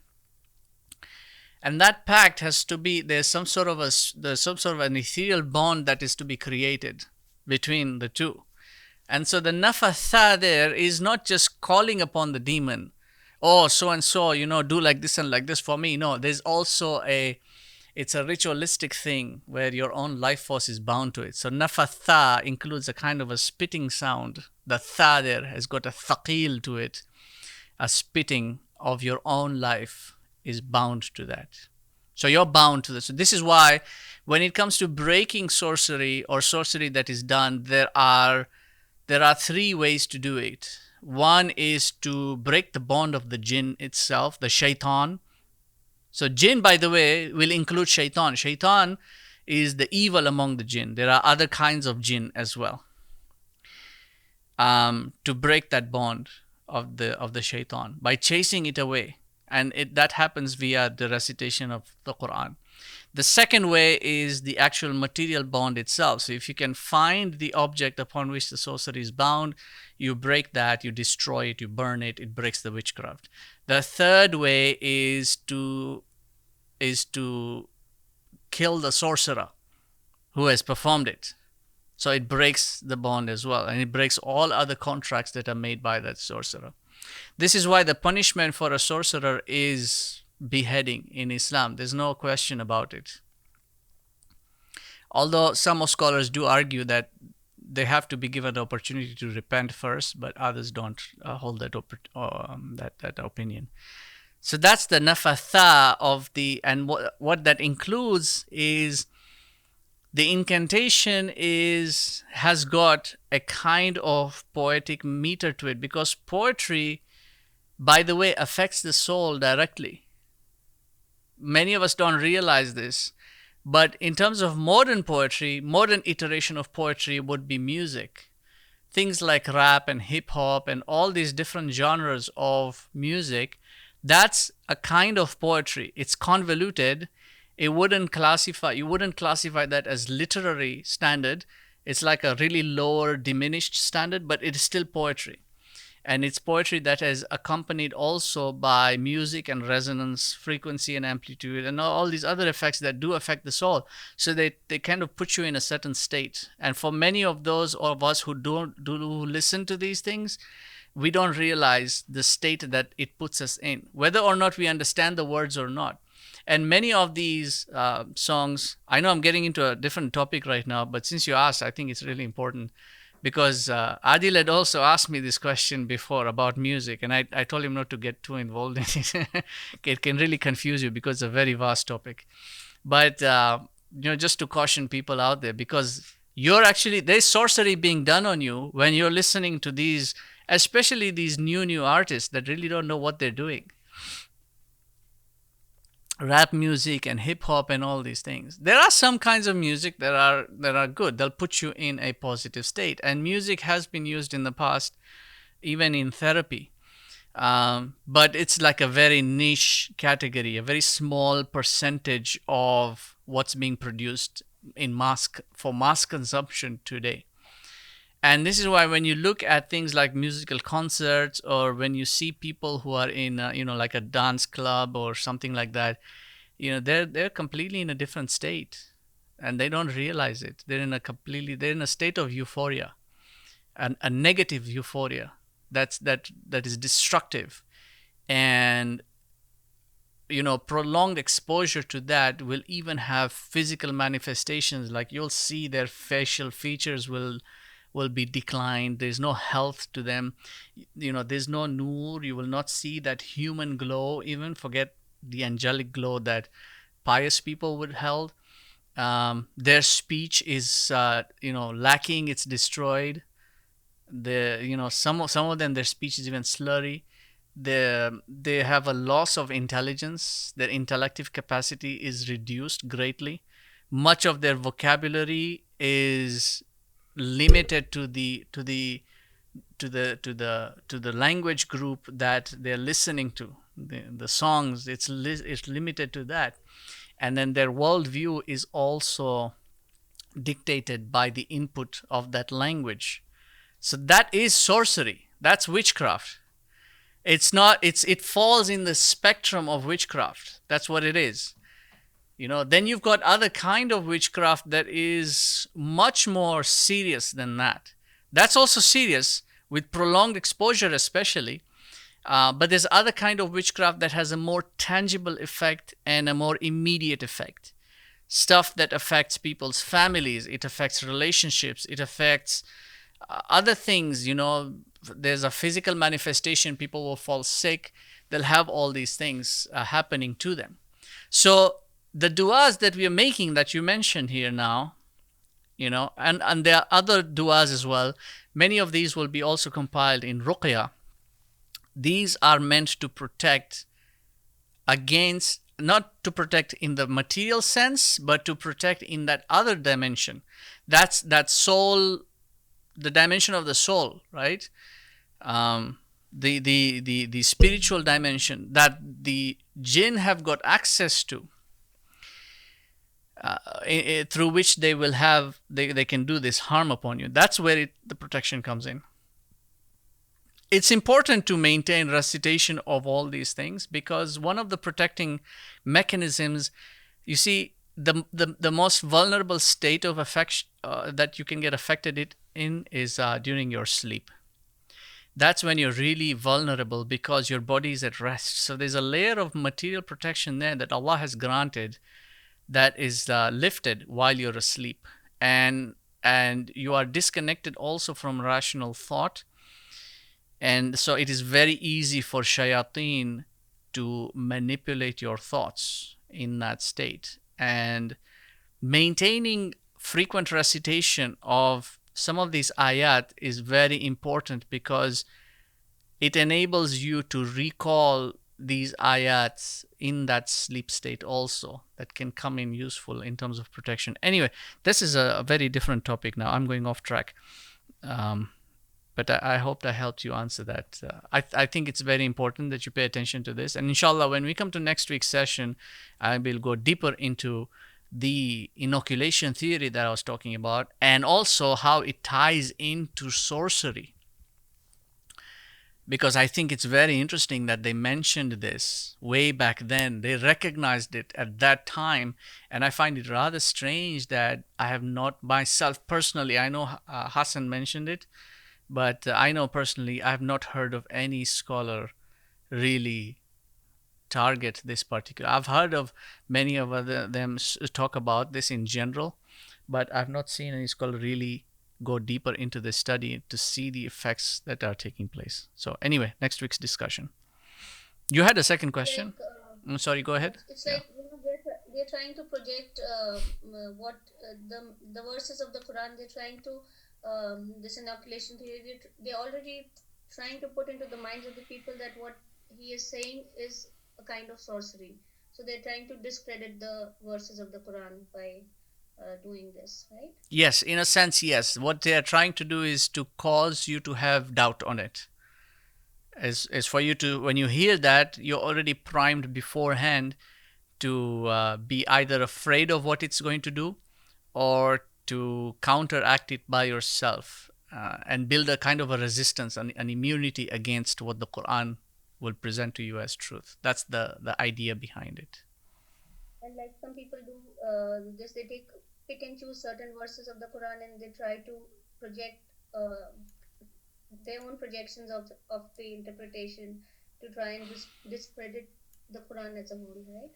That's actually a different category, and it's really amazing, because the Quran addresses that beforehand as well in Surah Al Imran, in the third ayah, which Allah subhanahu wa ta'ala just said, those who have a perversion in their heart, they will pick and choose the ambiguous parts and then provide interpretations that suit what it is that they're trying to project. This actually is done by both the enemies of Islam as well as Muslims who want to build their own ideology that favors their own comfort insofar as religion is concerned. But they're doing that also on the other, by the enemies of Islam are doing that through sciences, mostly in the modern sense. So if you look at a lot of the scientific discoveries, you can actually challenge them using only the Quran, but not in the way that most of the scholars have tried to do. They've done it more from a romantic perspective, but you can actually do it from a purely rational angle. You can challenge many of the theories like relativity and what's this other one that they're trying to, the like string theory, for example, the creation theory, Big Bang theory. Many of these theories, evolutionary theory, all these can actually be countered using the Quran only, but from a rational and scientific methodology, not from an emotional standpoint. So many of the youth who are going into university and all this, for example, before having any exposure to the Quran in an intellectual manner, forget in terms of reciting and knowing the verses and all that, but really understanding what the Quran is saying in its core message as well as its extensions, its branches, They have got no exposure to that. They go into schools and universities. They start getting inoculated by these theories. By the time they're in a position of maturity in terms of intelligence, they then turn around and look at the Quran, and then they become immune to what the Quran is saying. Because you will hear this from a lot of these sort of, intellectual youth. What do they call themselves? They have a name for themselves. I don't know, Gen Z, something, something. Um, they'll say, well, this is what we learned in school. They'll raise something like evolution, for example. Evolution is something that you cannot study any science, any material natural science in school nowadays, in university and college, without evolution as a primary theory. And so the moment you start talking about creation, you see, they already built an immunity against that. The moment you speak about anything else from the Quran, they've already built an immunity against that. That's part of the way this is being implemented in today's time. Right. No. The second question. That was question one. Sorry, can I ask it, or I'll give the others a chance? No, go ahead. Okay. My question is regarding personification and multiplication of idols.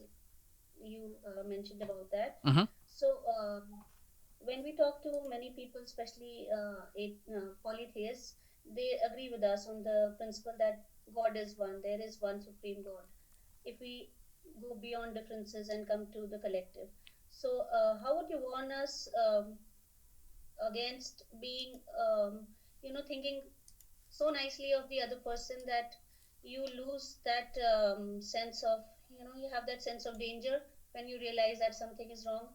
So you were so close to realizing that, okay, if you're giving, say, Christians a point like, okay, they believe in one God, we should not be judging.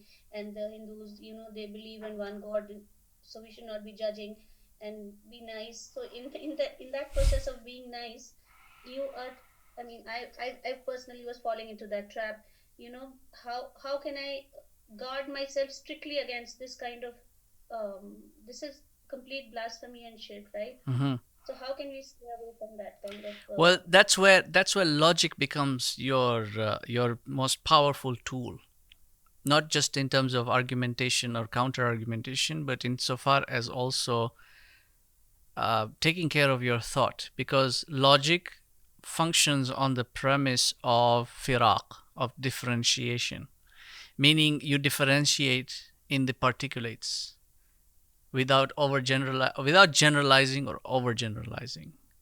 You see, a lot of people, it requires effort, and part of it for many people, it's due to laziness. They just don't want to put the effort into thought. But if you give it thought, then there is you'll be able to differentiate, say, okay, we'll acknowledge the good, and then we'll target that which is not good.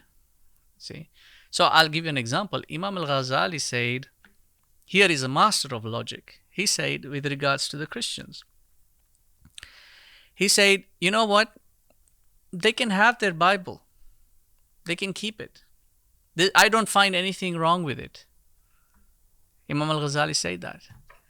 But what he said is that the issue is in their interpretation of it. So let me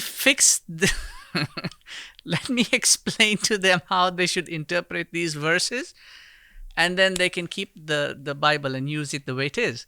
So here is an individual who's not generalizing and saying, no, everything they say is false. Neither is he generalizing and saying everything is good. He's saying, no, look, these parts are accurate. These parts need to be rectified. So this is called firaq. This is called differentiation. And that's what the Qur'an is meant to do for you. That's what you're supposed to use it for. You're supposed to use it as a furqan, as a criterion to determine what is right, what is wrong, what is truth, what is falsehood. That's what you're supposed to use the Qur'an for. And this is what the scholars, this is the method they implemented. They use the Qur'an to examine, okay, this is what the Christians are saying. This and this is accurate, actually, according to the Qur'an. This and this is not accurate. So this is how they analyzed. They looked at Greek philosophies, for example, and say, okay, this is what Socrates is saying. This is accurate, this is not accurate, according to the Qur'an. You see, they look at Aristotle and say, okay, Aristotle is like this, and this is correct. This and this and this is not correct. This is how they did it. So this is the idea behind it: is don't generalize, and that's a fallacy in logic. Also, it's called hasty generalization, or the all or nothing argument. It's either all bad or none of it is. It's either all good or none of it is good. Right? Don't fall into that category. When you apply logic in both your study, your research, your argumentation, your compilation, apply it equally also in your thinking, because it will help you avoid fallacious arguments within, and then it will also help you differentiate. Say, okay, there's something here that they're saying, there is some truth in here. If we can just find that piece, then we can differentiate that from all the other stuff that they're doing that is false, and then we can fix that. That's how you would do. This is, by the way, if you're in that position and you find yourself able to do that, that's a very powerful tool, because it helps you help the other person see the truth. And that alone can help somebody become Muslim. Because if you look at how many of the individuals, inshallah, will come to, I'm going to talk about Al-Tufail Ibn Amr next week from the Banu Daws. Inshallah, I'll talk about him tomorrow. I'm sorry, next week. And then we'll look at how this happened with him, how the Prophet was able to speak with him and he became Muslim. That differentiation will help, inshallah. Sorry for taking up so much time. It's okay. It's all right. That was me, actually. I ended up giving a whole lecture to a question. No. Okay, Sister Tahira.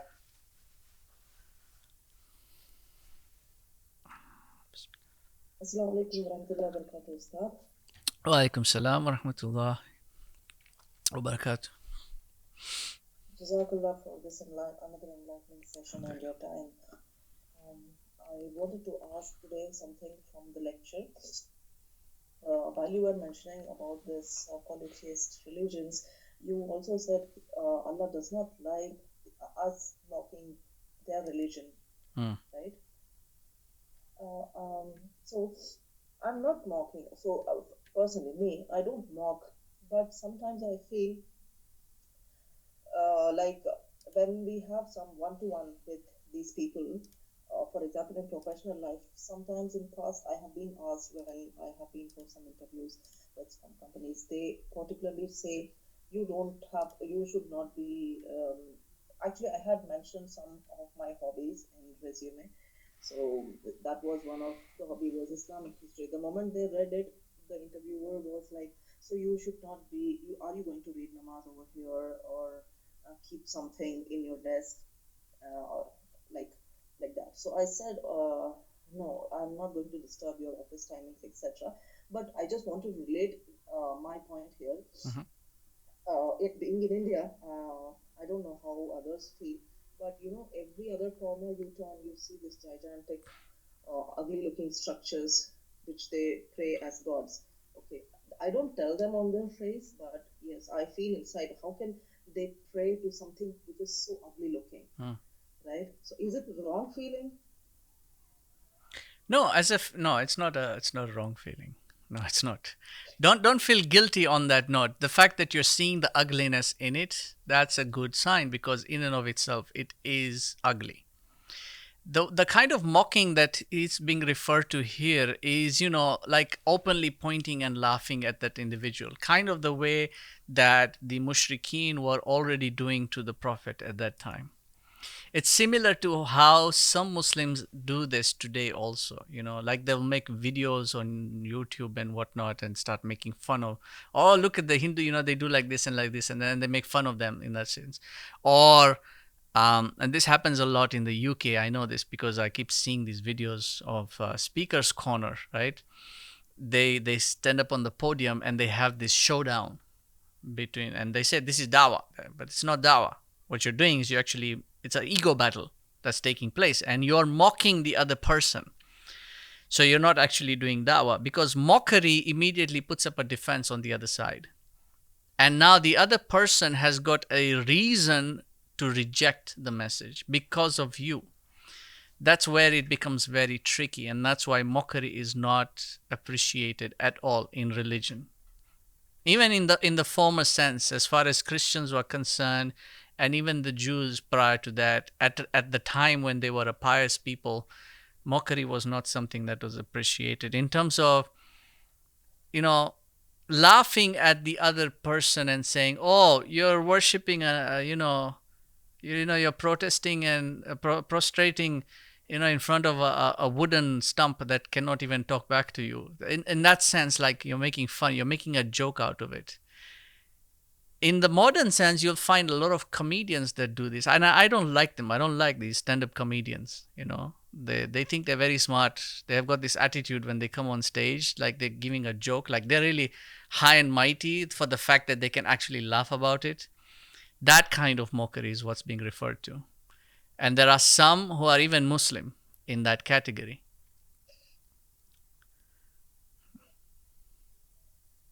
Mm-hmm. So that was in my mind when you told, because people here, they pray for anything. They pray for monkeys. They pray towards snakes. Yeah. And in my heart, I feel, how can we do that? Some of them who are my friends, I have spoken to them. I told them, how can you say the world is so beautiful, etc. So somebody who has created this is, you can't even imagine his beauty. So how can you pray something which is so ugly looking? And they just be quiet. They don't have an answer to it. So I'm not mocking. So I thought, how is it that Allah does not allow this? Yeah. Thank you for removing my confusion. You can speak to them. Like, the idea here is that even when you speak to them, even when you raise a blunt point, right? Like you openly raise how can you worship a snake? That's a blunt, direct point that you're making across. The idea here is to do it with some respect. Not respect in terms of, I respect what you're doing, not in that sense, but in terms of, I respect who you are as a person, and I respect your intelligence as a person, as an individual. Yeah. Right? So I'm not attacking you or your personal belief. All I'm trying to do is to break down the argument here. And this, again, it comes back to using logic, because one of the biggest fallacies that is used by people far and wide is called the ad hominem attack, whereby rather than target the argument that is being made or the statement, people attack the other person. You see? And that becomes a problem. Now, it can be done through insult and it can be done through mockery, that attack. It's either tragedy or comedy, one of these two. So that's what you want to avoid, is to position them in such a way that, look, there's no enmity here between you and me. I'm just trying to understand why are you praying to this thing that looks like a monkey? I explain this to me. I'm mocking right now, astaghfirullah. But you get the point. You understand what I'm trying to say, right? I just usually I don't say this. I go into a good conversation, and when they are, their logic is awakened, then I sometimes put this as a question.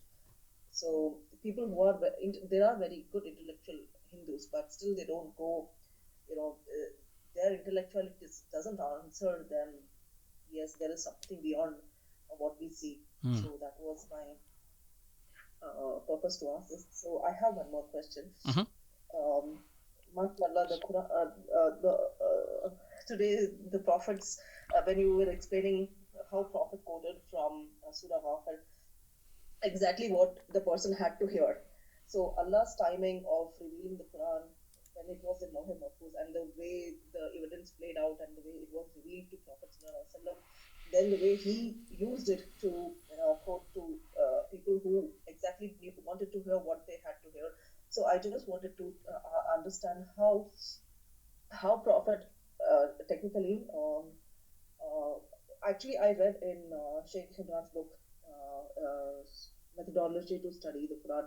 I didn't know before that. He has mentioned that Sallallahu Alaihi Wasallam did not even edited the Quranic script, what he told his scribes even once, and yet the Quran was perfect when it was.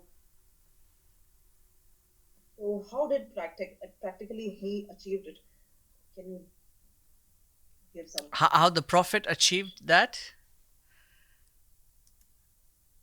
So Quran came in various events, right? They did not come in one chronological order. And when Quran was coming down, it was getting written down also. So how the ayahs were revealed, and how Sallallahu ensured that each ayah is sitting in its right place before it is getting completed. Yeah, so there's an explanation for that. And what used to happen is, when he would receive revelation, Jibreel alayhi salam, he would tell the Prophet where to keep the ayah, like where to position it. Like this goes in Baqarah, this goes in here, and this goes in here, and then Like overall through. Go ahead. today we have so many stationery, like we can put it in some Excel. I'm talking in modern. Oh, you're talking in terms of the practicality of it, in terms of the real, the real world. Yeah, okay, I understand. Back then such a hard work. Yeah. Using just papers and good positioning them. How was it done? Well, you are actually referring here to a people whose superpower was and always has been acknowledged to be memory. The Arabs are the people who are recognized to have incredible memory, just amazing, phenomenal memory. It's like today compared to them, we could not match up to that. To an Arab, you could say something once, and he would remember it. And this has been, it's been demonstrated among Bedouins, not among like the most modern Arabs and city dwellers, but among Bedouins, they have an incredible memory. I'll give you an example. Imam al-Bukhari, for example, when Imam al-Bukhari wanted to, now Imam al-Bukhari he's not an Arab, but he did learn like Arabic. And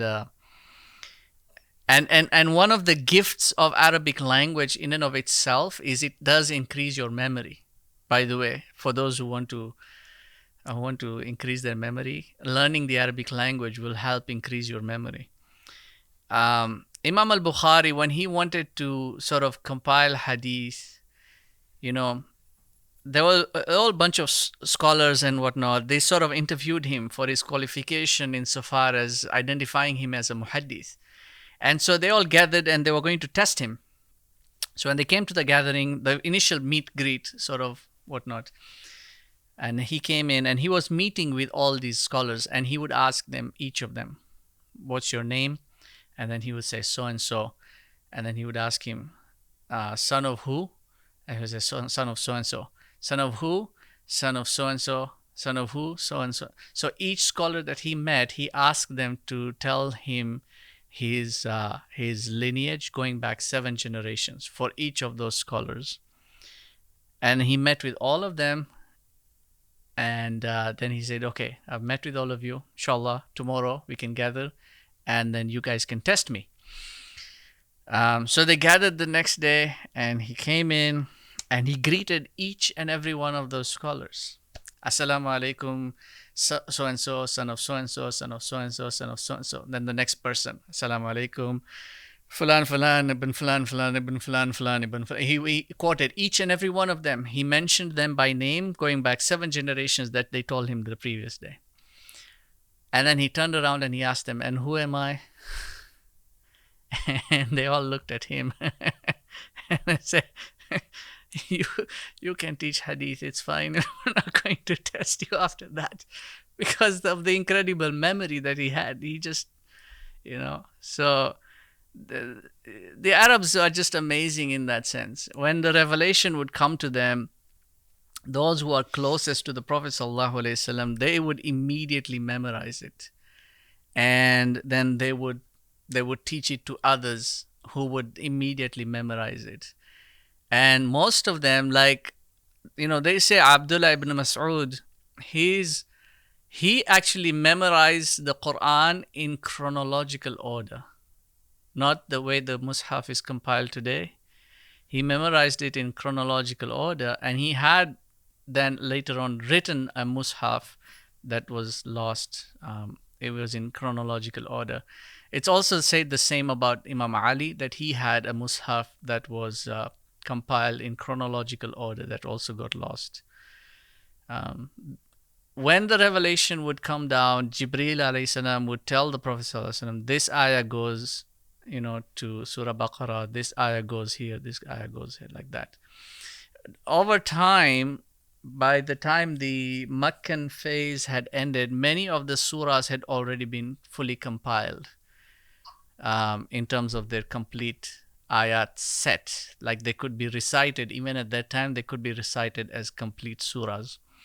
Some of the other surahs took longer to compile. I'll give you an example. Some actually were revealed partially in Mecca, some partially in Medina. One of those is Suratul Kahf. So partially it was revealed in Mecca, partially in Medina, and then after that so he the Prophet, as soon as he would receive one ayah or a group of ayah, sometimes he would receive several ayat at one go. Sometimes that moment it would you would 8-9 ayats and really long ones would come in at one go, and he would recite it immediately. He wouldn't delay it at all. He would recite it immediately.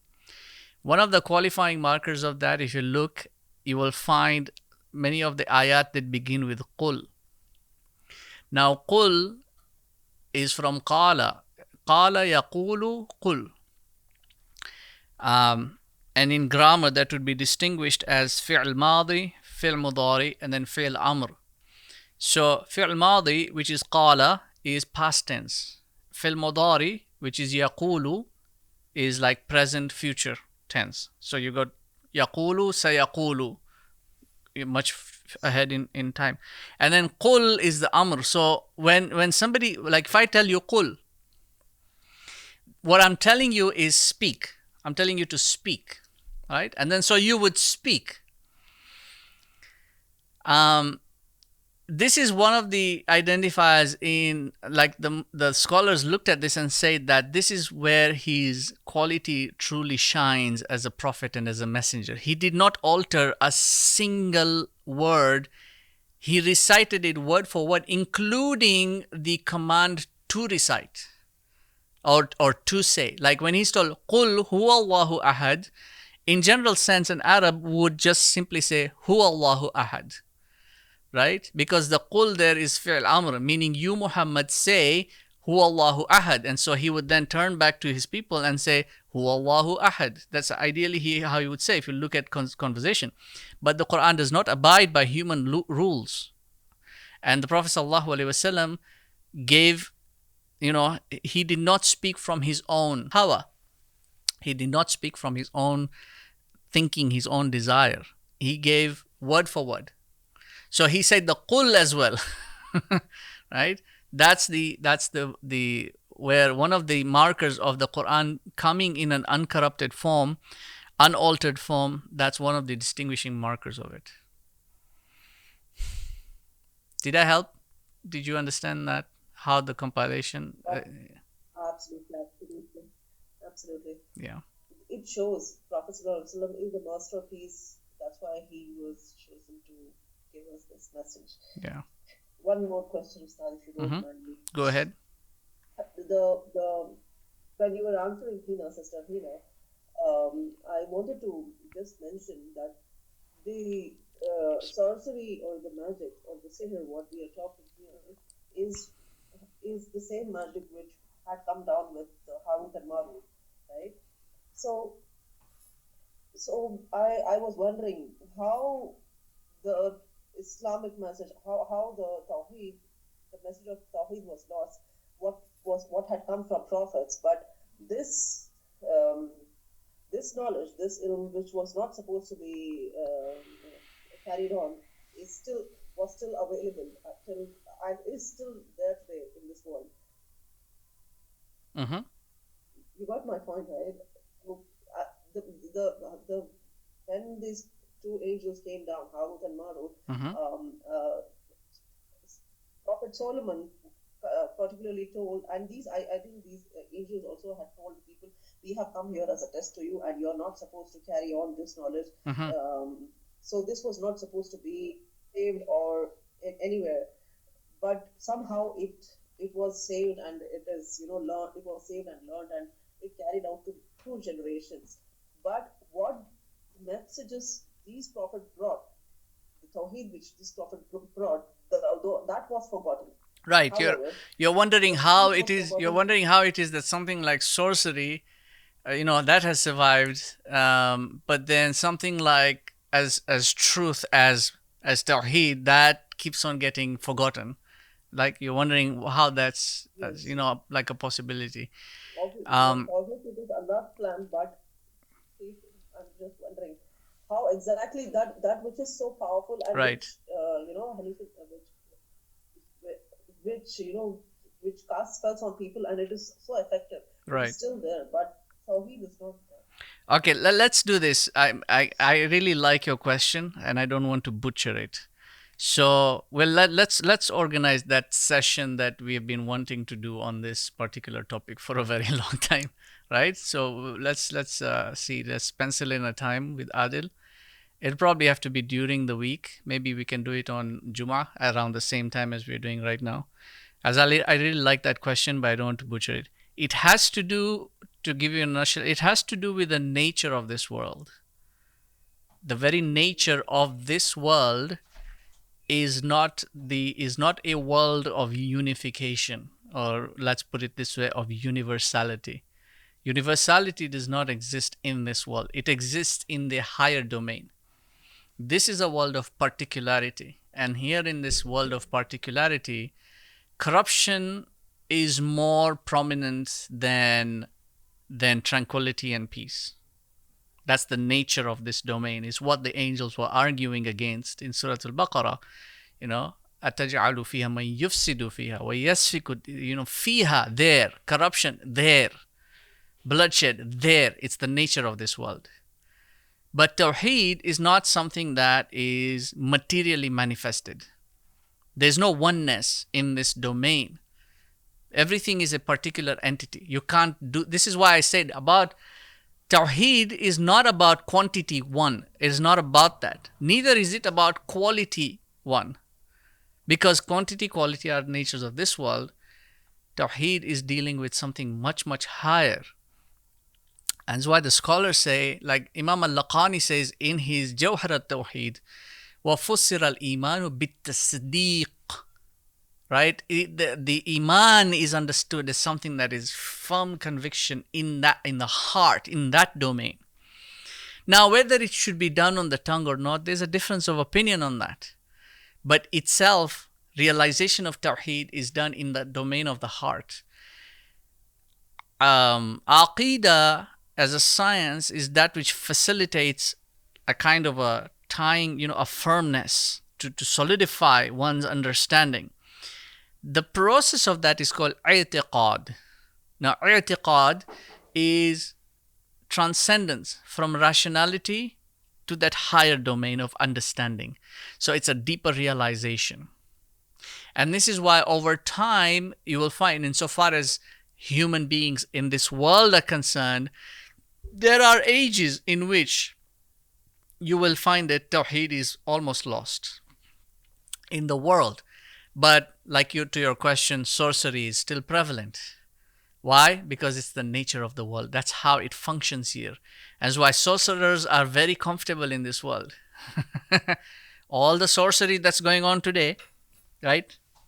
With the headquarters being Silicon Valley now, I think, is the headquarters. Before it used to be Washington. Then, it went to New York, and then it went to Hollywood. Now it's Silicon Valley, right? That's the headquarters of sorcery now. They're very comfortable in this world.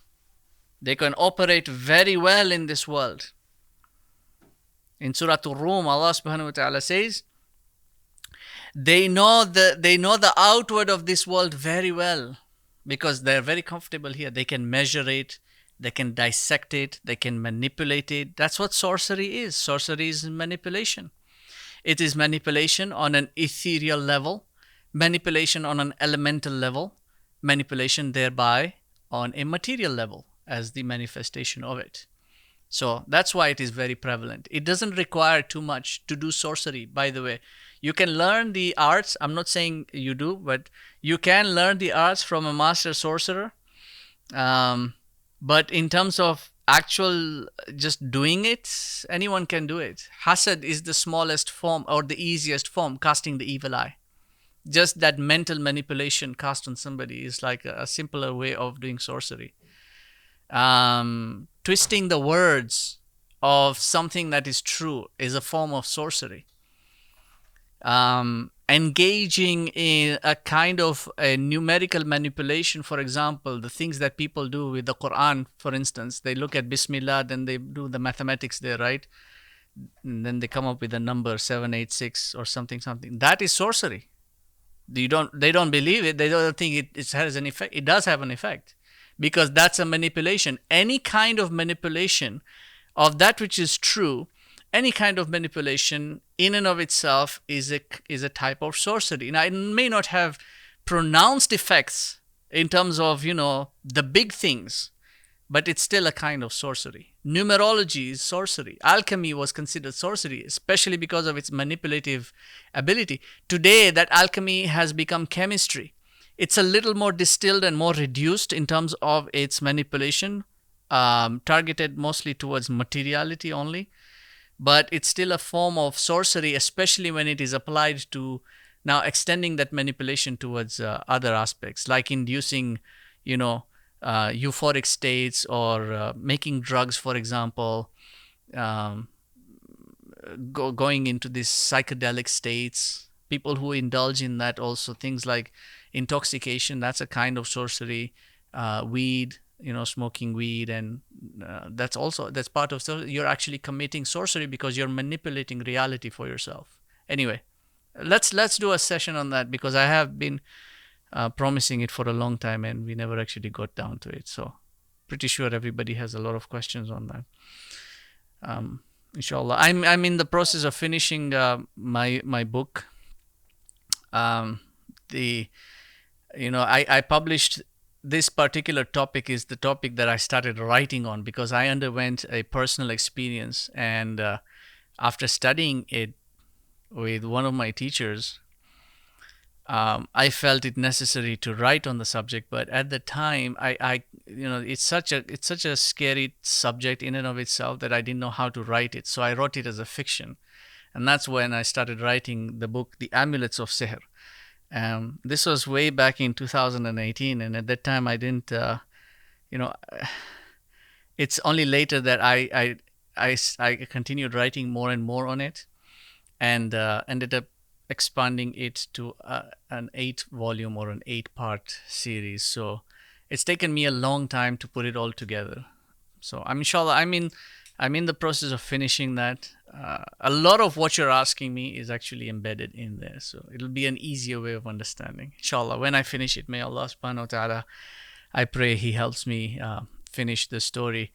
I think it's going to be very beneficial and entertaining also at the same time, hopefully.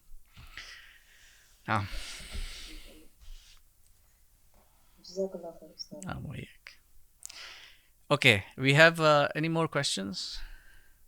Yes, one last from Brother Roshan. Yes, go ahead, inshallah. Assalamu alaikum, Ustad.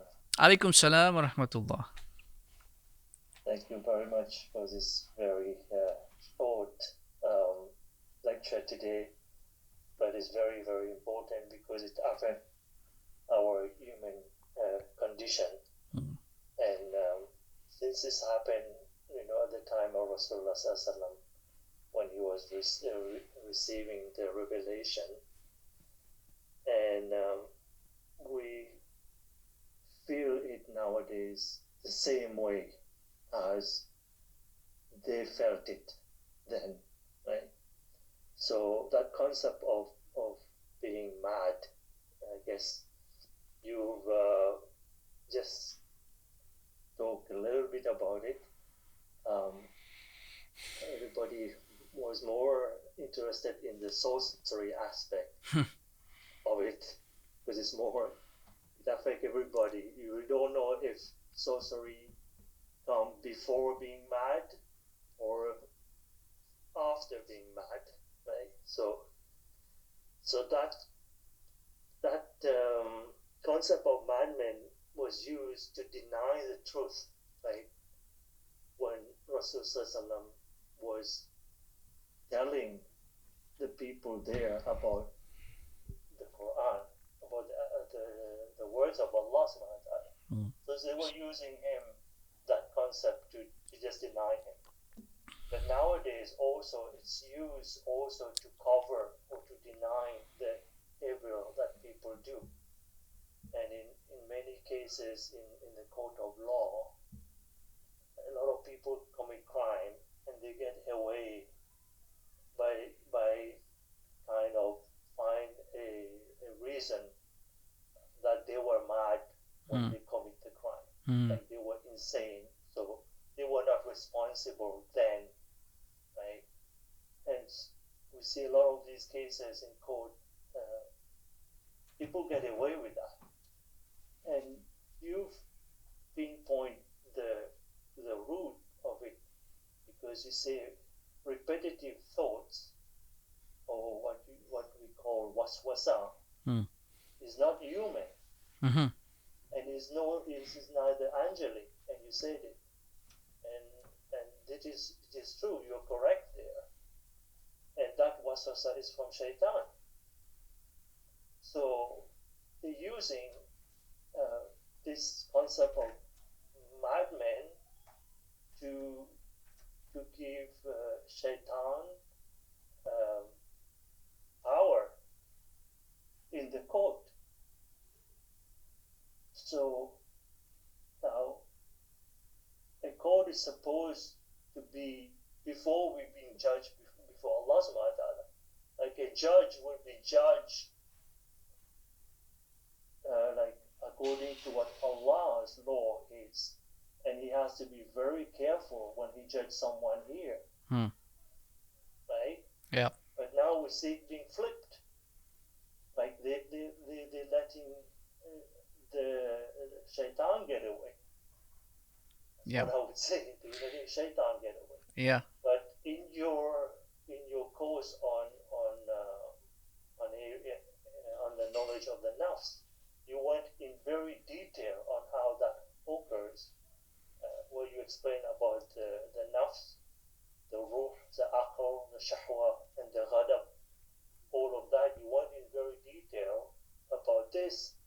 Now, we see that happening in youth, and Brother Hassan mentioned that when people get affected by shaitan, they go into a mental condition, and that condition will cause them to do things that is not human.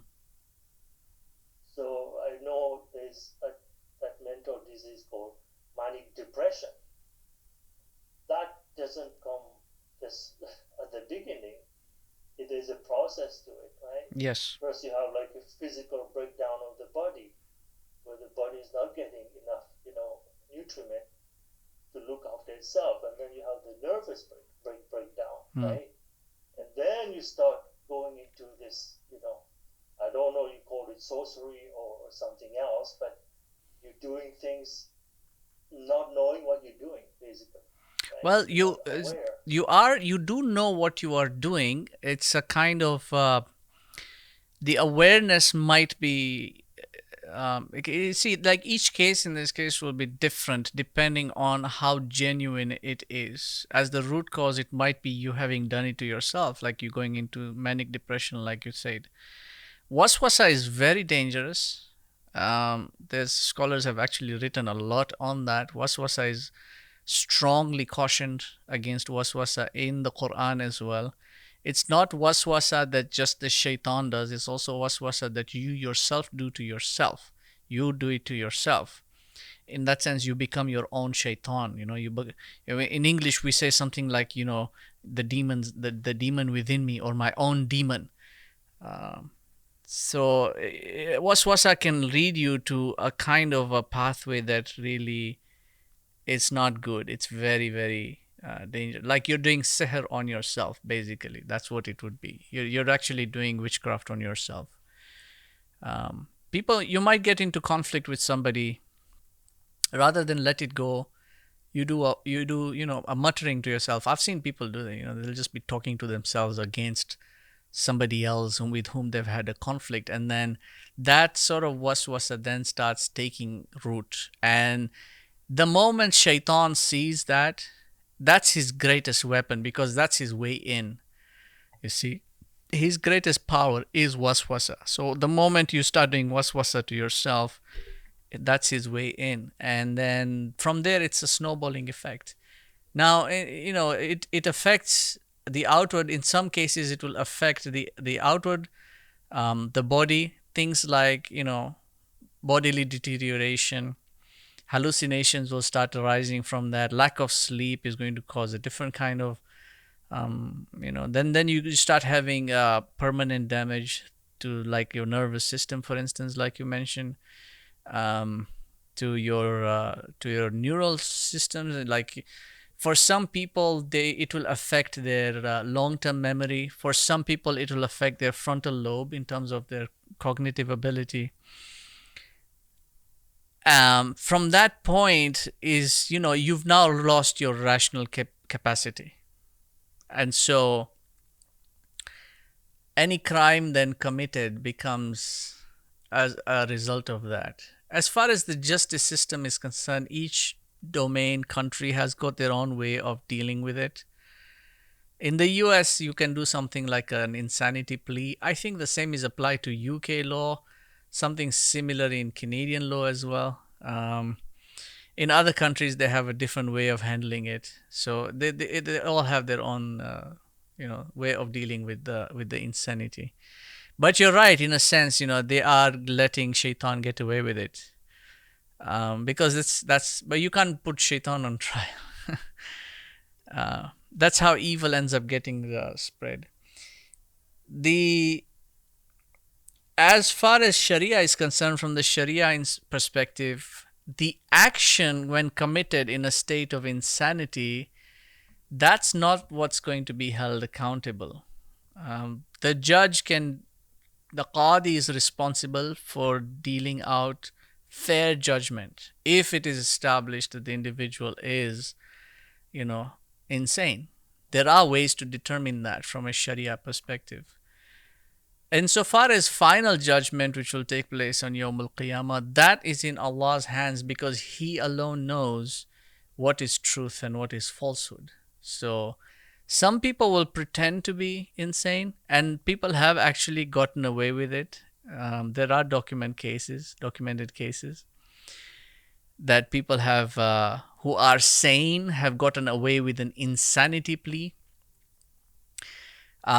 Other people are genuinely affected in that sense. So Allah subhanahu wa ta'ala will decide how that judgment will take place anyway. But we'll go into more detail inshallah next week. I'll summarize this argument by Al-Walid ibn al-Mughira. We'll go through it again next week. I'll go into a bit more detail, inshallah. Now, is there any any other question, Roshan bhai?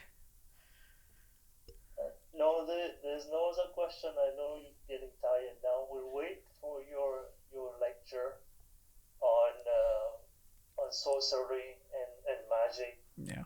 And then that will be a very important lecture. Inshallah. Let me see. I'll try and free up some time on my end, and then we'll make the arrangement with Adil.